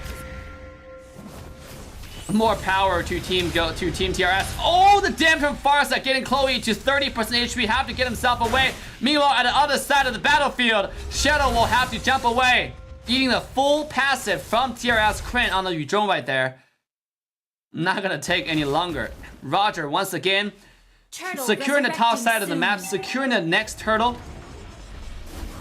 Might be too early to start. TRS being a really objective focused team is not gonna hand over this turtle that easily to Team GOSU right here. You can see they're setting up the map ready. Export coming in. It will be secured by Team GOSU. Stoner does not have the shield. They want this kill. Word coming in. Execute comes out from this Kagura, ladies and gentlemen, securing the chasing enemy. Pika will leverage the skill to stay alive. Despite the turtle going to the GOSU's favor, they do lose one member. It's a objective for kill trade. With that kill, GOSU's not going to extend the goal lead any further. Still sitting at a 2,000 gold advantage. Great job on TRS side for stopping the bleed. Healing they want. Jaw had unfortunately throwing the wrong person, taking a lot of damage, trying to get away, leveraging the ultimate dodge the stun. What a beautiful outplay from the Jaw Dog himself, the king of all dogs. But they're not able to find the kill in return. What a beautiful demo of mechanics. Shadow's gonna go ahead and get himself out of there on that Chow. Oh, once again, Kagura with the execute kill, 3-1. Finding the kill onto the Boxia, who did not expect to be taken down by a Kagura. But yes, you will be taken down. You gotta respect the execute. You cannot hang out with that little HP. You have to respect the damage coming out from this mid laner. Chloe being the star of TRS definitely carries the team. You know, with those play one after another, right? Defending mid lane, dash onto the umbrella, dash away from the imminent death. And finding those kills, finding those niche picks with the execute. Boxer jumping in, pushing Chloe away from the possible invade. The gold deficit continues to shrink. We can see it's less than 2,000 gold right now, but it's still to GOSU's favor. And the Hoon is sitting at a pretty comfortable farm. Look at Hoon's farm right now. 5,100 gold compared to the 5,000 gold. The counterpart, Yisenshin, not that much gold differences, like we mentioned. The third turtle, who is gonna take this turtle right here? Let's go ahead and take a look at both sides. Let's go ahead and take a look and try to get a zoomed out camera. If we can, you know, have our finger, yeah, there it is. A little bit slimmer here. Okay, Farsa coming in. Bombing the damage. Top lane though, Chao is still split pushing, getting the tier 2 tower. Meanwhile, Jaguar does steal that turtle away from Hood. Meanwhile, Hood will have to back away from Crin's dragon damage. Chao looking to flank it any second. Kagura already discovering Chao into that jump in that bush with the umbrella. A beautiful, beautiful display of careful mechanics. You know, talking about the highest level competitive gameplay from North America. This is it. Oh, Warrior once again become the center of attention here. The ultimate might not keep him alive, and he will be taken out. Now, TRS already used all their skills. Chao coming in. He's not gonna find a kick. Onto Pika's not gonna find a kick on the Stoner. This is TRS continue to shrink their gold advantage. Yes, they were behind early game, but they're not giving up. Look where they are right now. Oh my god, the mid lane almost taking down the Farsa, who have to fly away, but tier 1 tower will go down right here to the TRS favor. What is going on right now? It's a roller coaster as we described. Look at this map. This is like stock market. Up and down, you know? Experience lead the exact same way. Both graphs are paralleling each other. Wow. Wow. We know this game was gonna be bad. We didn't know it's gonna be like this bad. You know, both teams are fighting till the bitter end. They want this victory. They want to go to the winner bracket right away. Take a look at the items on both sides. Roger has already finished the Wind Talker, as he's on his way to winless endless battle. And then Eastern Shin finished the Blade of Despair. His burst damage is going to be through the roof. He's well on his way to the endless battle as well. And Eastern Shin has surpassed Hoon for about 500 gold. Not that much of a difference, but still. You gotta be careful, because Eastern does have the poke, does have the ultimate with the vision. Meanwhile, top lane is Shadow Word 101 against the Stoner, kicking himself back. Roger doesn't find a kill onto the cock with a shutdown coming in under the jungle right here. Meanwhile, top lane, Stoner taken out without a shield. He does have the immortality. Jawhead looking for stay in the flanking position onto the side, clearing the wave, cutting the wave. Ooh, he might get wrapped around by this too. Meanwhile, in the mid lane, Jaguar looking to get himself away. Not gonna happen. He will be caught up, beaten up, and taken down. GOSU's fighting back. They're going down. They're charging up. They're charging in to the mid-tier 2 tower. Got a tower to 1 HP. Roger heading towards the Lord. Meanwhile, Farsight taking the blue buff. They're taking everything on the map. Kagura, though, getting the kill. Onto the careless Chao on the top side, who is 4-1-1 right now. 4-0-1 got taken down. Shut down coming in from both sides. Stoner once again expending that ultimate for a chance at the Lord. Not gonna happen. Farsa, holy! On the bottom side, 0. Knowing for the map awareness, always finding the little 1 HP person to kill to continue the gold lead. Showing up with the ultimate accurate airstrike. The United States Army, the superpower coming in, bombing the Kryn, sitting on the ground. Lay down, says Farsa. This Lord can or cannot be productive. We'll have to find out. Bottom tier 2 tower going down. It's a level 1 Lord though. They only have they have 2 enhanced power minion wave coming in. Bottom lane, Jawhead clearing the wave. It seems like GOSU is putting the pressure to taking down all the outer turrets first, and Lord will be given to the opponent for free. They do have two complete hyper super minion waves coming in. You can see that bottom tier 2 tower will go down. GOSU is taking it slow, but they're taking the safe, you know? They don't want to rush anything. 6,000 gold advantage right now. From a less than 2,000 gold in one team fight. Top lane, high ground tower being taken down by Shadow. The leverage the opportunity. And split push all the way to the high ground tower. Rotating and split pushing all at the right time. Giving GOSU the the cemented control over the map. The absolute GOSU hurricane is blowing on this map right now. Just everywhere they go, they leave a path of destruction. This is now out of the control of TRS. If they want to come back, they're hoping for a GOSU mistake. But is GOSU gonna give them the mistake? That's the challenge. That's the question, right? Both teams want this win. Both teams want to go to the grand finals. Go to tomorrow last game. They do not want to fight the loser bracket. It's gonna be a bitter fight, right? A difficult challenge in the loser bracket. But it's okay. It's still a second chance, right? For GOSU, however, they don't want to take that. They're freezing lanes right now. You can see nobody's touching the wave. Chicken is sitting on the bottom side waiting for the minion wave to kill itself. Mid lane 0 is waiting around the minion wave, waiting for the lane to kill itself. Same thing as Chow on the top lane, hiding in the bush. The lane has been frozen. They want this gold advantage to stay in time, to freeze in time at 8,000 gold advantage. They want to take the next Lord. For a minute and a half, we might see the next Lord is coming in 70 seconds. Meanwhile, we have a little bit of light work. A firework coming in from mid lane. On the minimap, you can see 3 little dots shining. It's like light bulbs coming in. Nothing's coming in here. They only have 1 wave. Holy! The damage from Parsa, though.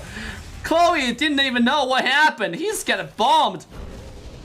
Got nuked. This is not even Call of Duty. This is not even Call of Duty Mobile. This is Mobile Legends Nuke by GOSU 0. Every time you get a Farsa on the team, you will see stuff like this. This is why they freeze the lane. They don't want enemy team to take any farm. You know, they want to just use Farsa to poke their opponent. The damage is way too much at this point. Yeah. All I can say is, what an intensified game. What a crazy match, ladies and gentlemen. What a crazy match. Lord resurrecting soon. Wow. Boxia scouting the vision a little bit. He will take a little bit of damage, activate the ultimate to get himself to safety, but just to get a little bit map pressure on the Lord, Roger is starting it up. 203 on Hoon. Boxia continue to get the map control. Chow continue to pressure top lane to put a pressure on an enemy side, so they have to send 1 or 2 people to defend this lane. The second Lord, just like that, safely goes to GOSU's pocket. Over 10,000 gold advantage with that Lord. With that lane freeze, GOSU was able to secure the jungle resources from their opponent's side, consolidate their own jungle as well to continue to extend and secure and lock in that gold advantage. Now the Lord isn't charging down to the top side. The lane with the least amount of turrets. Bottom lane, mid lane, we see wave freezing at all at the same time. GOSU want to push all 3 lanes at the same time. They're not playing around. They're going for the dubs. Look at the lane coming in. Mid lane charging a little bit too early. Lord got frozen, unfortunately, is coming in now. Marching towards enemy base. GOSU are forcefully knocking down the front door of TRS base. Look at Chow's position. Already pressuring everybody away. Kagura ultimate coming in. Not going to do enough. Isushin's ultimate. The damage comes out. They defended in a push. A little bit of miscalculation from GOSU right here. A Lord is coming in on the high ground tower in the mid lane. That's the second lane of triumph of destruction for GOSU. Bottom lane, another wave charging in. They're pressuring the crystal to make sure everybody stay in base. But their true objective is this high ground tower right here. 3 lane being taken down. TRS base is in shambles. Ladies and gentlemen, this might be the play. This might be the game. Kagura get bursted down. Bursting down the far side. I mean, Kani coming in with the ultimate. They cannot find any more targets. Everybody from GOSU has now retreated back from the enemy base. What a burst from Kagura. We first see this when Akatsuki used this strategy to go against GOSU in the last tournament in North America Open Season Championship. Kagura jumping in, countering the far side with a 1-shot. Yet we see that yet again here. GOSU 0 did not expect to be 1-shotted like that. Double umbrella plus the dash plus the stun. 0 was like 0 just evaporated. go back home free card. Roger. Getting vision right here. Onto the Chloe. Recalling the disrespect, the bad manners. But they got their objectives. Even though the game didn't go the way, I mean, it didn't end as the way they wanted. They're still sitting at a 14,000 gold advantage, ladies and gentlemen. Even though TRS pulled off a defense for their crystal, they still have a huge 90-degree vertical wall to climb. Look at this gold lead, right? As he's sitting at, oh my god, once again, 0. Almost getting bursted down yet again. A second time back to back. He learned his lesson. Able to fly away, just able to flicker out of the dash range. Get out in time. Justly commentating on the gold lead from GOSU, sitting at a 14,000 gold advantage.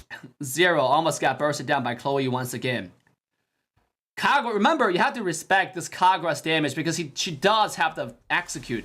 Not only does Kagura have the ultimate burst, she also have the ultimate. So now we're in the end game already. We're in the end game now, guys. The last push, the final defense. Oh, Farsa, now you burst me, I will give you a little bit of my arsenal to taste. Check that out. The boss mage is all about who can burst down who first. At this point of the game, if you look at items wise, GOSU, everybody is fully decked out. Their item is luxury item right now. Farsa, 6 item. Jawhead, 5 item going to the immortality, just 200 more gold. Boxia, fully decked out with 5 items, missing 1 more item, the immortality. Actually, I think he's going for maybe Guardian Helmet, right? Another region item. You have Roger fully decked out a long time ago. Already have a 7th item. Immortality changing something else. Chow fully decked out. On the enemy side, everybody's missing 1 or 2 items. Now this is the fight that Team TRS want to take. Rockstar, they do not want to lose this Lord. If they lose the Lord, they lose again. They know this. And they do not want to lose it. You can see Shadow looking for the flank under the back line. Got discovered, but once again, GOSU push their opponent away. Go back to Lord as usual. Go back to the regular business. Warrior stay in the front. Zoning his opponent away, but Pika ready for the ult at any time. The ultimate coming in. Might be a little bit too early. Farsa with a bomb! The nuke! And Pika will be taken down first. The immortality will just save himself for a short period. He comes back. The skill 2 is not enough. He dies. Udron being taken down by Jawhead. It's a 1-2-2 trade. Farsa coming in with a nuke once again, getting everybody away from the Lord. Making sure he pin everybody into the base all at the same time. Hoon is chipping this Lord away slowly but surely. They secure this Lord, they secure the victory, and if they can take this Lord down now, they might get the Lord at a perfect time when chickens spawn. That's a 5-member with everybody decked out on their item, on their stash. Whoo! Man, oh man, oh man. What a ferocious game.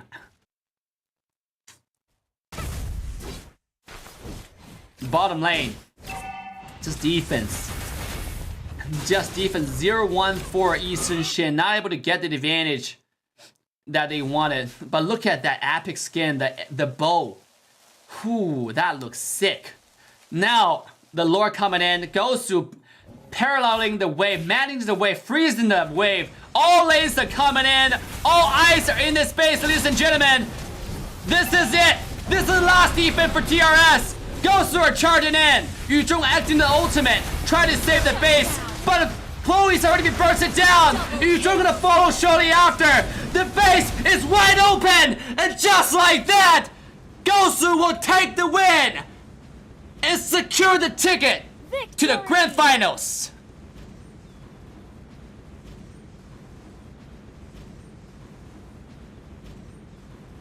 Wow!